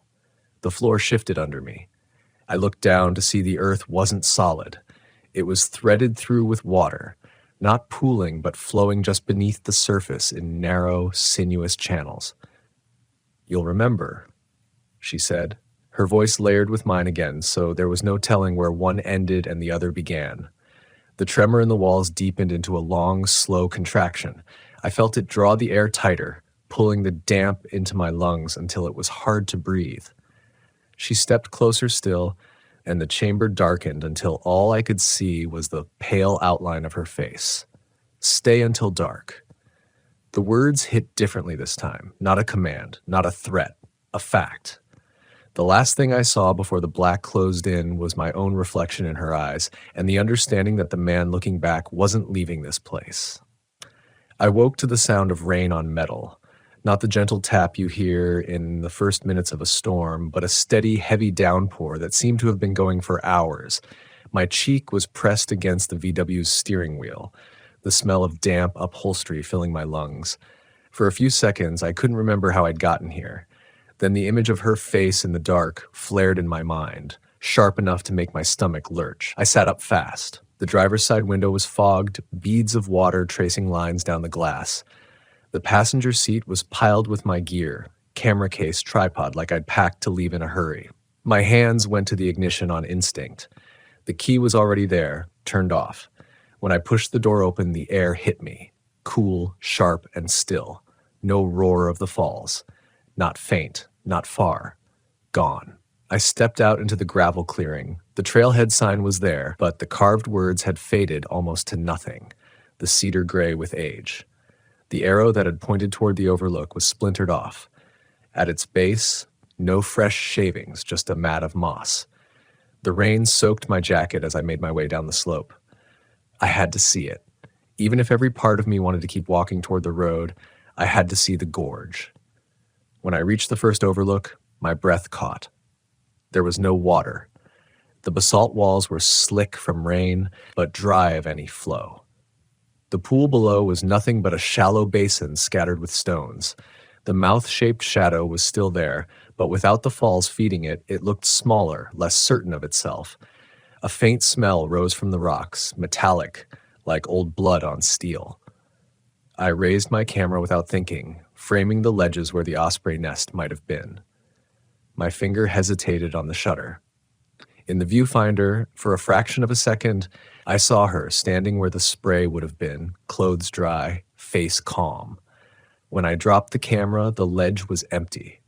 Something cold ran down my spine. I checked the time on my watch, 3 days later than the date I remembered entering the Overlook Trail. The battery in my camera was dead. My phone, when I pulled it from the van, showed no missed calls, no messages, but the signal bars were full. I should have left right then, driven until the gaslight came on and then kept going. But as I turned the key, I heard it, faint under the patter of rain on the roof, not the roar of the falls, not her voice, mine. It came from the back of the van, low and certain. "You'll come back." It's been 4 years since Devil's Waterfall, 4 years of avoiding that stretch of Oregon like it was radioactive, 4 years of keeping my work close to trailheads and roads, never more than a few minutes from the sound of other people's voices. But distance doesn't mean gone. The first sign came 2 months after I got back. My field recorder, the one I used to capture bird calls, playing back something I never recorded. I'd been cataloging chickadee notes from the Cascades when, in the middle of the track, my own voice slipped in. "Stay until dark," it said. I shut the recorder off and left it on a shelf for 6 months. The second came in the form of photographs. I was reviewing shots from a job in the Columbia Gorge, dense moss, waterfalls in miniature, trout in mid-leap, when a frame appeared that didn't belong. It was of the basalt walls of Devil's Waterfall, slick and dark, the mouth-shaped shadow yawning in the center. Only it was dry when I'd left it. In the photograph, water poured in sheets over the ledges, and standing just inside the shadow was a figure, hair plastered to her face, eyes locked on the lens. I deleted the image, but a week later, it was back, printed, sitting on my desk, the paper still smelling faintly of developer fluid. The third sign came in my sleep. I've stopped calling them dreams. Dreams fade when you wake. These don't. I'm always back at the overlook. The falls are alive again, the roar so close it shudders in my bones. I see her standing on the far ledge, and the beam of stone between us is narrower each time. She raises her hand. I raise mine. The water parts. And just before I step forward, I wake up with the sound of my own voice in the room, saying something I can't quite remember. People ask why I still keep the van. I've replaced the engine twice, rebuilt the suspension, put more money into it than it's worth. I tell them it's nostalgia. The truth is, every time I think about selling it, I hear the faintest sound from the back, my voice, not speaking, but humming. That low, steady tone that first followed me out of the pool. I haven't been back to the waterfall. Not physically. But I've seen it on the edges of rain-slick cliffs, in the spray of other falls, in the dark of my own shower when the water pressure dips and the flow changes tone. Last week, I stopped at a diner outside Eugene. The waitress was new, maybe 19. When she set the coffee on my table, she leaned just slightly closer than she needed to and said, in a voice that matched mine perfectly, "You'll come back." Then she smiled, turned, and went to another table. The coffee was still steaming when I stood up and left. I'm writing this now because the weather is shifting, the first heavy rains of the season rolling in from the coast. I can feel it in my bones, in the low throb in my ears. And somewhere under the sound of the storm, I can hear the falls again. I know it's only a matter of time before I answer. I remember the exact moment I realized something about this campground wasn't right. It was late September, the kind of evening where the sun refuses to die gracefully and instead smolders into the horizon like a warning. I had parked the RV at a site near the far edge of the forest, the one where the trees pressed closer together, forming shadowed walls around the narrow gravel lane. My wife, Mara, was inside the rig, unpacking our small collection of camping essentials while our golden retriever, Cooper, sniffed the air, ears twitching at sounds I couldn't identify. Even then, I could feel the subtle shift. The wind carried more than just the scent of pine and decaying leaves. There was an undercurrent, almost like the earth itself was exhaling, and I was inhaling something I didn't want to name. We had chosen this site because it was cheap and relatively empty. A local ranger had mentioned that most campers avoided the western edge of the forest, citing strange occurrences, but neither of us were the type to scare easily. We had been through a lot, or at least I told myself that. The idea of a few local legends shouldn't matter to adults with practical minds. But as I stepped out to set up the RV's awning, I noticed the first oddity. The campground lights, the small flickering bulbs strung along the main path, seemed to pulse irregularly. They weren't just on or off, they seemed to bend, subtly stretching toward the tree line whenever I looked at them from the corner of my eye. I laughed nervously, more to fill the silence than because I was convinced. "Mara, the lights are weird," I said. She peeked out the window, brushing a strand of hair from her face, and frowned. "They're just old bulbs, Luke. Maybe the wiring is bad," she said, returning to unpacking. I wanted to believe her, but my instincts had always been sharper than my explanations. The deeper we got into that evening, the more I noticed things. Faint murmurs that didn't belong, the rustle of leaves against the RV walls when there shouldn't have been a breeze, shadows that paused as if deciding whether to move or not. Cooper's growl was low and deliberate. By the time darkness fully swallowed the campsite, the lights had begun changing shape more clearly. They elongated when I whispered to Mara, bending into something almost humanoid, then snapping back when I turned my head. At first, I convinced myself it was a trick of peripheral vision. But when I tried to ignore it, the lights would twist again, as if mocking my denial. I decided to check the perimeter, flashlight in hand. The air was thick, heavy with moisture, the kind that makes your lungs feel sluggish and your thoughts sluggisher. Every step I took on the damp gravel echoed, yet there were other sounds, softer, more deliberate, like whispers weaving through the branches. My pulse quickened, not just with fear, but with a rising irritation. I wanted an explanation, a tangible one. I reached the edge of the RV site where the forest began in earnest. Here the lights didn't just flicker, they elongated fully, stretching like molten glass, forming shapes that hovered in the distance. And then, as if aware I was watching, they condensed, shaping themselves into faces that were not quite faces, but almost. Eyes blinking in the wrong rhythm, mouths too wide, too fluid. I blinked hard. Mara's voice came through the walkie-talkie we always used in places like this. "Luke, you okay?" "Yes," I said, though my voice betrayed me. The lights pulsed again, slower this time, almost beckoning. I wanted to run, but the logical part of my mind, the part that had guided me through countless hikes and remote trips, told me to observe, to record. I stepped closer, and that's when Cooper growled again, louder, more urgent. The shapes in the lights shifted violently, as if startled, then retreated into mere flickers.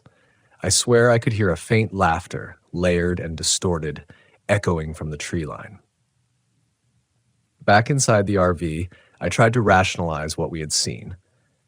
"It's probably some kind of electrical issue," I said, but even as I said it, I felt my voice falter. Mara wasn't convinced either, though she tried to comfort me. We set up the inside lights, hoping the warm, stable glow would restore normalcy. But through the small windows, I could see them, stretching, twisting, responding whenever I spoke, almost as if our very words were being consumed and reflected back in unnatural ways. I spent the next hours lying awake, listening to the night. The forest was alive with sound, but not the kind you expect. Footsteps that weren't ours, whispers in a language that teetered on the edge of comprehension, a steady rhythm that seemed to echo our own heartbeat. I tried to sleep, tried to convince myself it was exhaustion and imagination. But then the whispering grew closer. It wasn't a single voice, it was many, overlapping, synchronized yet chaotic, forming a language that understood me without words. When I finally drifted, it was into a light, restless sleep. I woke suddenly to find the lights inside the RV, our own protective lights, shimmering as if reflecting the shapes outside. The forms pressed against the windows, elongated, reaching, curious, patient. Cooper was at my side, trembling, growling at nothing visible. I realized then, in the absolute clarity of terror, that the campground wasn't haunted in the traditional sense. It wasn't a specter or a ghost. It was something more subtle, something alive, responsive, a presence that twisted reality to reflect your own fears, listening, watching, adapting. And worse, it wasn't just outside, it was inside us too. Our instincts, our doubts, our inability to fully acknowledge what was happening. By morning, the lights returned to normal, or so we told ourselves. The forest appeared peaceful, the gravel lane empty, the air clean. Mara smiled weakly, attempting reassurance. Cooper wagged his tail, though his eyes were still wary. But I knew as I packed the RV and drove away that it hadn't ended. The shapes had followed us, etched into my memory, a reminder that some experiences refuse to be dismissed. Even now, whenever I speak in quiet tones, I half expect the lights to twist in response, to echo words I haven't even thought yet.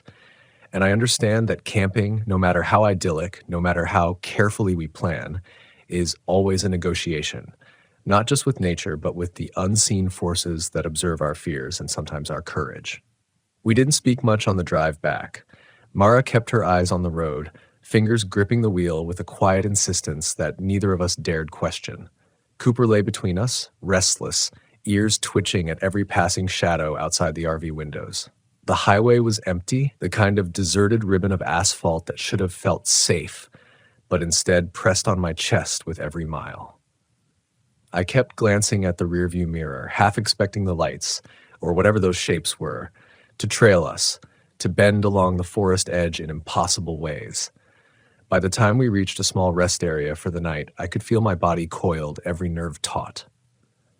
The rest stop was dim, a few trucks idling, their headlights painting ghostly streaks across the concrete. I parked in a corner spot farthest from the other vehicles, hoping the distance would offer some illusion of protection. Mara immediately went to stretch her legs, and I stayed behind, unable to stop staring at the shadows around us. They didn't move like normal shadows. They curved strangely, elongated, sometimes breaking apart before snapping back into place. I remember hearing a whisper then, soft, almost imperceptible, yet unmistakable. It wasn't Mara's voice. It wasn't mine. It was something low, rhythmic, repeating syllables that didn't belong to any language I knew. My chest tightened, the hair on my arms rising, and Cooper's growl joined the rhythm, an anxious echo to a sound only he could understand fully.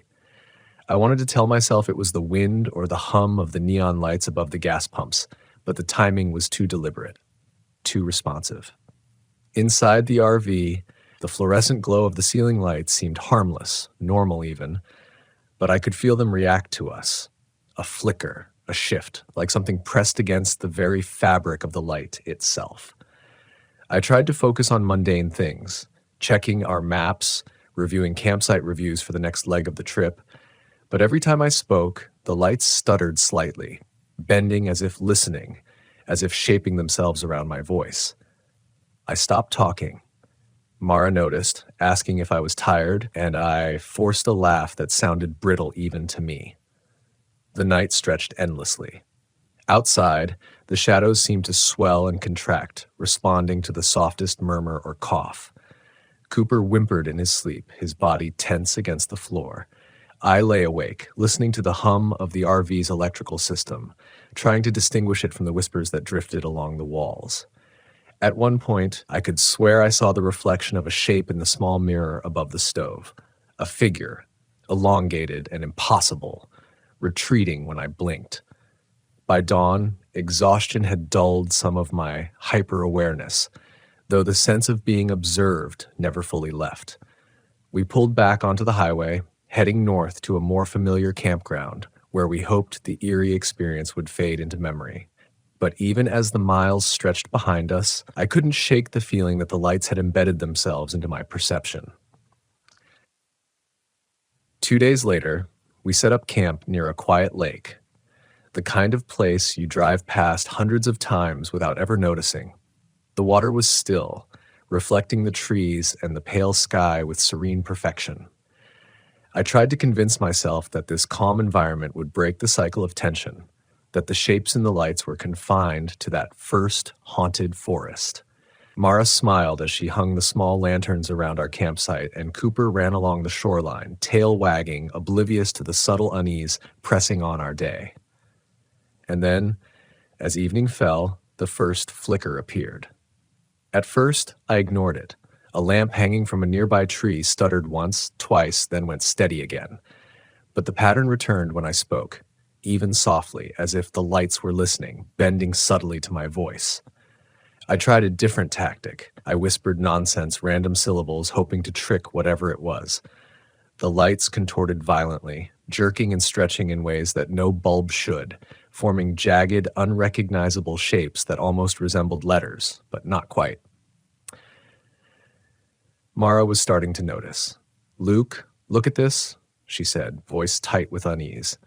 I turned just in time to see a form extend from the edge of the tree line, smooth and fluid, bending like smoke caught in a breeze. Only it held structure, almost human, almost impossible. It recoiled when I whispered again, retreating slightly, only to reshape itself the moment I stopped. That night, sleep was impossible. I kept the RV lights on, but even they responded to my voice, flickering and stretching, warping against the ceiling. I realized the shapes weren't just outside. They were inside me too, reflecting fear, curiosity, frustration, and the small, unspoken guilt I carried from previous trips, the times I ignored my instincts, the corners I cut, the rules I bent, thinking I was invincible. Somewhere past midnight, Mara whispered, trembling, "It's like they know us." Her words chilled me. I had felt it too, The shapes, the lights, the twisting shadows all seemed to respond not just to our voice, but to our intentions, to the tension in our hearts. Every fear, every doubt, amplified. Every secret worry seemed to be mirrored in the contortions above our heads. The following morning, I forced a smile, helped Mara pack, and tried to act as though nothing had happened. But when I stepped outside for a final look, I saw a flicker in the lake's reflection. Elongated, jagged, pulsing in time with my heartbeat. I realized then that this wasn't a local anomaly. This was something that could attach itself, slowly, to anyone who entered its orbit. And worse, it thrived on being understood, fed by recognition, coaxed by attention. As we drove away, I tried to rationalize. Perhaps we had both been exhausted, overworked, imagining patterns in the lights. But even as I told myself that, I felt a shift in the rear-view mirror, a slight elongation of the tree line, a shadow that moved contrary to logic.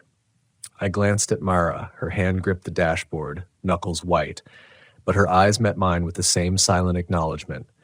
We weren't alone. By the time we returned to civilization, the shapes hadn't fully disappeared. They lingered in peripheral vision, in reflections, in the quiet pulse of any light. And I realized a terrifying truth. This experience wasn't something we could escape simply by leaving the campground. The lights and whatever force animated them were patient, observing, learning. That night, in the safety of a motel far from any forest, I whispered again to see if I could provoke them. The ceiling light shivered, just once. And for a moment, I understood. The shapes were not just a warning.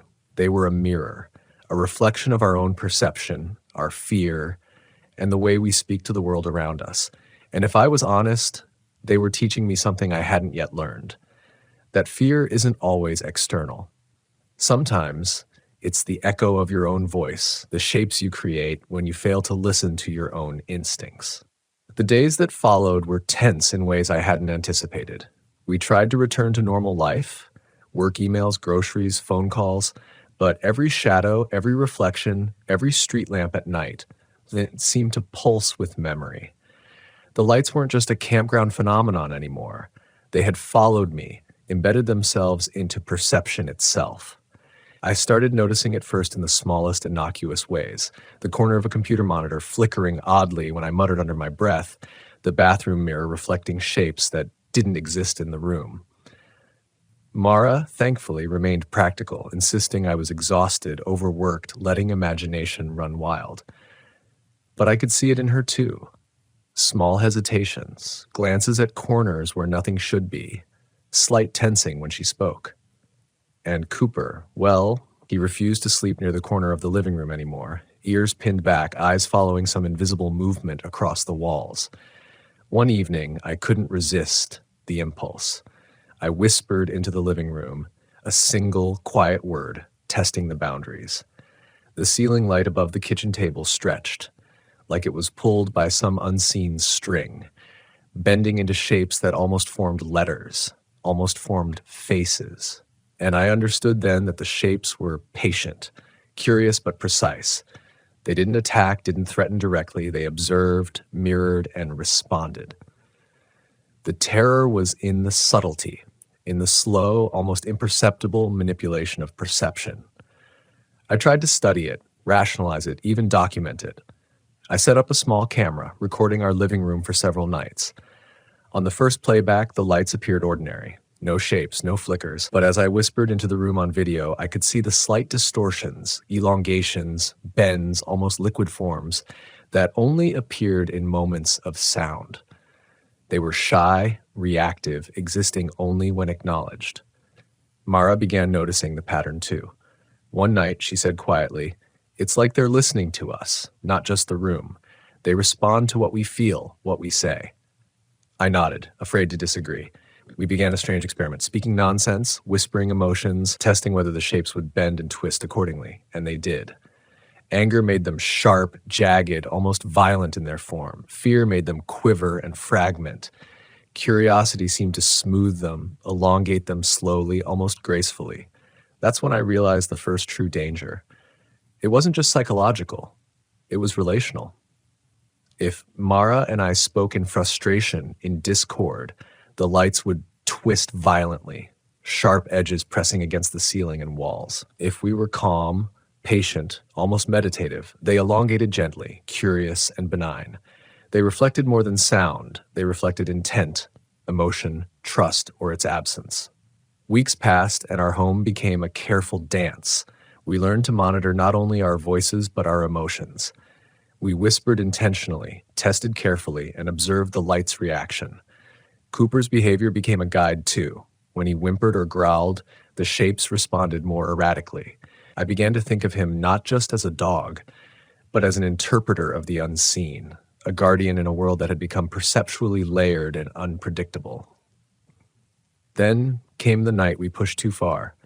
We were exhausted, our patience thin, and I snapped at Mara over a trivial argument. My voice was sharp, full of irritation. The lights immediately responded, twisting violently above the kitchen table, stretching into jagged, almost claw-like forms, bending the air around them in ways that made it hard to breathe. Cooper barked and growled furiously, and I felt my chest tighten as though the ceiling itself pressed down on me. Mara and I froze, realizing the shapes weren't just reflections. They were active participants, reacting to hostility. We sat in silence for hours after that, hearts racing, not daring to speak, listening only to the quiet shift of shadows. By the next morning, the shapes had receded, elongated but calm. We understood something critical that day. The lights taught more than observation. They demanded respect. Any disruption, any anger, any impatience would elicit a reaction. They were sensitive, almost moral in their responsiveness, and ignoring that fact had consequences. I began to wonder, had this always been true? Had the campground incident been less about location and more about state of mind? The forest, the shadows, the tree line. Perhaps they had simply amplified what was already latent in perception. The lights followed us not because we had moved, but because we had acknowledged them, feared them, and spoken in ways that invited interaction. Months went by. We adapted, grew careful, developed a rhythm with the lights, learning their responses like a language. Words and tones mattered. Breathing and posture mattered. Even silence had weight. We no longer feared them outright. They were part of our environment now, subtle, enigmatic, but predictable. And yet there was always a thread of unease, a whisper of terror that suggested understanding them fully was impossible. It was in this uneasy coexistence that I learned the most profound lesson of all. Fear is not merely something external. It is a reflection, a mirror shaped by perception, emotion, and attention. The lights were not trying to harm us. They were teaching us to listen, to observe, and to respect the delicate interplay between perception and reality. They forced clarity, self-awareness, patience, and careful intention. And sometimes, late at night, I still whisper to see how they respond. The ceiling light elongates slowly, smooth, reflective, almost curious, and I smile with a mix of trepidation and gratitude. Because the lights, in their strange, terrifying way, showed me a truth I could never have learned otherwise. That attentiveness, patience, and respect, not denial or dismissal, are the true keys to navigating both fear and the unseen. It was nearly a year after our first encounter when the situation escalated in a way that made me realize we had only begun to understand the light's reach. We decided to return to the original campground, drawn by a mix of stubborn curiosity and a need to confront what we had first experienced. Mara and I drove the familiar route, the RV rattling along gravel lanes that seemed unchanged yet somehow different, as if anticipating our return. The trees loomed taller, shadows thicker, and the air carried that same unsettling weight I had once mistaken for mere humidity. We parked near the edge where the forest pressed closest, and I felt a shiver that wasn't from the cool evening. Cooper hesitated before stepping onto the gravel, ears flat, tail low. The campground was empty, eerily so, with no other vehicles in sight. I tried to rationalize the silence. Perhaps the off-season, perhaps rumors had kept everyone away. But the lights, strung along the lane, greeted us first, bending slightly toward the RV as we approached, elongating slowly in acknowledgement. I whispered to Mara, careful, almost reverent, and the lights responded immediately, stretching upward and outward, smooth and deliberate. It was different this time. Their reaction wasn't just reflective, it was communicative, almost conversational. I felt a pulse of comprehension, a recognition that went beyond fear. Cooper growled softly, and the lights shivered in a synchronized rhythm, almost like an intake of breath. We set up camp, cautiously unpacking. Every movement was deliberate, measured. The forest seemed to watch, the shadows leaning toward us, mirroring our motions. When night fell, the lights began to show new behavior. They didn't just respond to sound, they responded to hesitation, uncertainty. Every unspoken thought, every flicker of doubt was mirrored in jagged, twisting forms that hovered just beyond peripheral vision. I realized with sudden clarity that the lights were testing us, measuring patience, intent, and awareness. I spoke carefully, intentionally, narrating small observations about the forest, the lake in the distance, Cooper's quiet movements. The lights elongated gently, flowing along the tree line, responding to calm descriptions, avoiding sharp angles. Mara did the same, narrating her own thoughts, her voice steady. The forms seemed to stabilize. Then, from the edge of the forest, something moved. A shape, darker than shadow yet not entirely opaque, slithered between the trees. It paused at the tree line, a fluid outline, elongating and shrinking with deliberate, unnerving precision. The lights above the campground twisted toward it, stretching in recognition, or perhaps warning. Cooper barked a sharp, demanding sound, and the shadow retreated slightly, then resumed a slow, deliberate advance. My heart raced. I whispered cautiously, describing the shadow without panic, naming its form and movement, giving it shape through words. The lights responded, stretching above us in synchronized fluidity, almost protective. The shadow halted as if reading our intentions, then shifted, changing direction, retreating back into the forest's deeper darkness. I felt a surge of relief, but not complacency. I understood that the lights had set rules: acknowledgement, clarity, calm, intention. Fear, anger, or abrupt movements would provoke chaos. Hours passed in tense observation.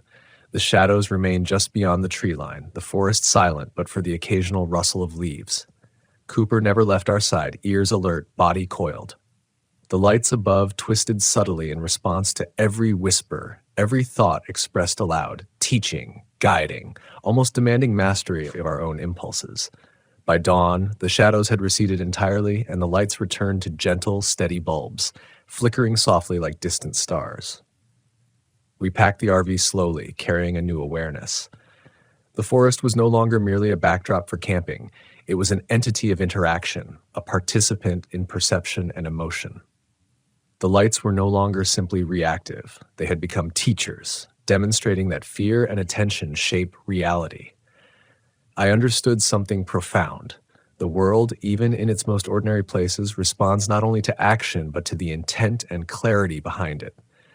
As we drove away, the lights of the campground dimmed, stretching one final time, then flattening, leaving only memory.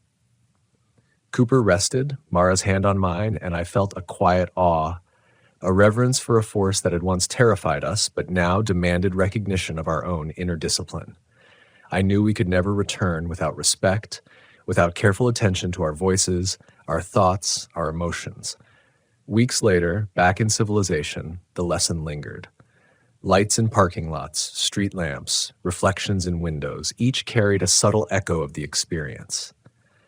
I found myself speaking with care, observing reactions, testing calm and intention.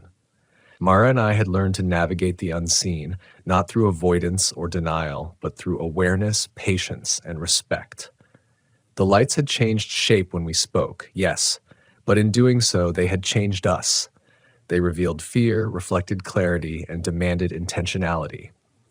They taught that attention shapes reality, that observation is active, and that courage is often quiet, measured, and deliberate.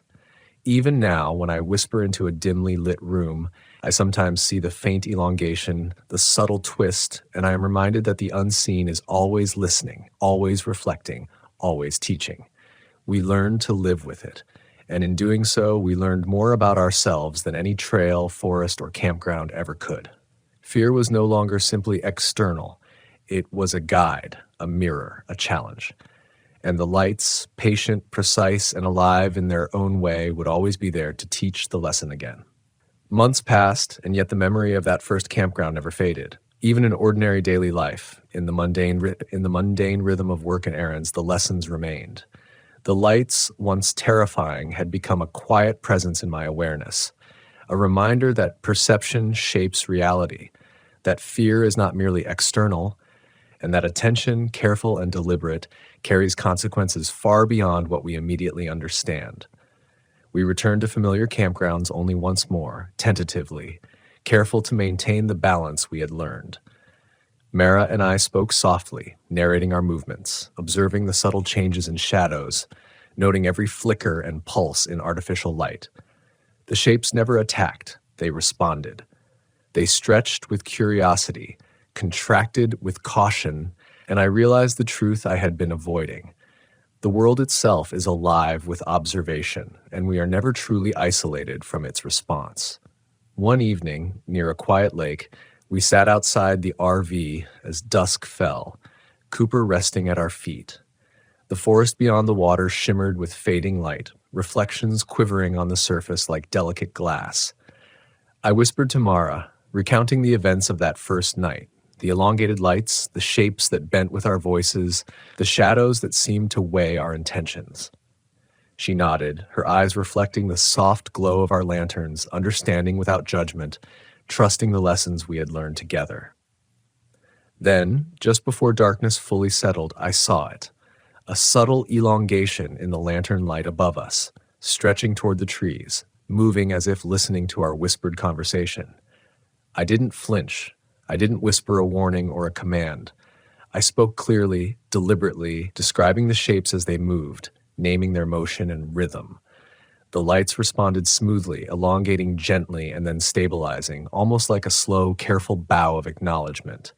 Cooper lifted his head, ears alert, but calm, as though even he recognized the balance we had achieved. In that moment, I understood fully what the lights had been teaching all along: fear, attention, clarity. They shape the unseen as much as the seen. The campground, the forest, even our own home, these were not merely places we inhabited. They were landscapes of perception, responsive to the weight of our voice, the intent behind our actions, and the discipline of our attention. I realized then that our journey had never been about escaping the lights or evading the shadows. It had been about learning to coexist with them, to navigate both fear and curiosity, to find courage not in confrontation, but in awareness, patience, and measured intention. The lights had changed shape when we spoke, but more importantly, we had changed shape as we listened, as we observed, and as we learned. We packed the RV the next morning, leaving the lake behind with gratitude and quiet reverence. The lights, stretched and bending, seemed to watch us leave, not with malice, but with understanding. Mara and I spoke softly the entire drive home, careful of tone and intent, conscious of the small shifts in our own perception, aware that the unseen would always respond. Back in the city, the lights no longer twisted in impossible forms, but the lesson lingered. Every time I entered a room, every time I spoke aloud, even in mundane conversation, I felt the subtle echo of that campground, the stretching and bending of perception responding to intention, patience, and clarity. Fear had become a tool, reflection a mirror, and attention a bridge between the visible and the unseen. Sometimes at night, when the room is dim and Cooper sleeps quietly beside us, I whisper softly, just to feel the faint pulse of recognition in the ceiling light above. It stretches gently, elongating like the first time, and I smile, not from relief, but from understanding. The lights, patient and observant, taught me a truth that would endure far longer than fear alone could, that the unseen mirrors the heart, that clarity shapes reality, and that courage is quiet, careful, and deliberate. The forest, the campground, the lights, they remain alive in memory, a presence that observes and responds. And in that presence, I carry the most important lesson of all, that we are never truly alone, and that the way we speak, the way we attend, the way we perceive, shapes not only our world but ourselves. Even now, when I whisper into a dimly lit room, the light bends subtly, echoing my intent, reflecting my awareness, and I am reminded that every word matters, every thought matters, every moment of attention matters. Fear is no longer a terror but a guide, and the unseen, patient, and precise is always watching, always teaching, always shaping us in the most extraordinary ways. And so we live with it, aware and respectful, never dismissive, never careless, knowing that the lights change shape when we speak, and that our own courage, patience, and awareness shape us even more.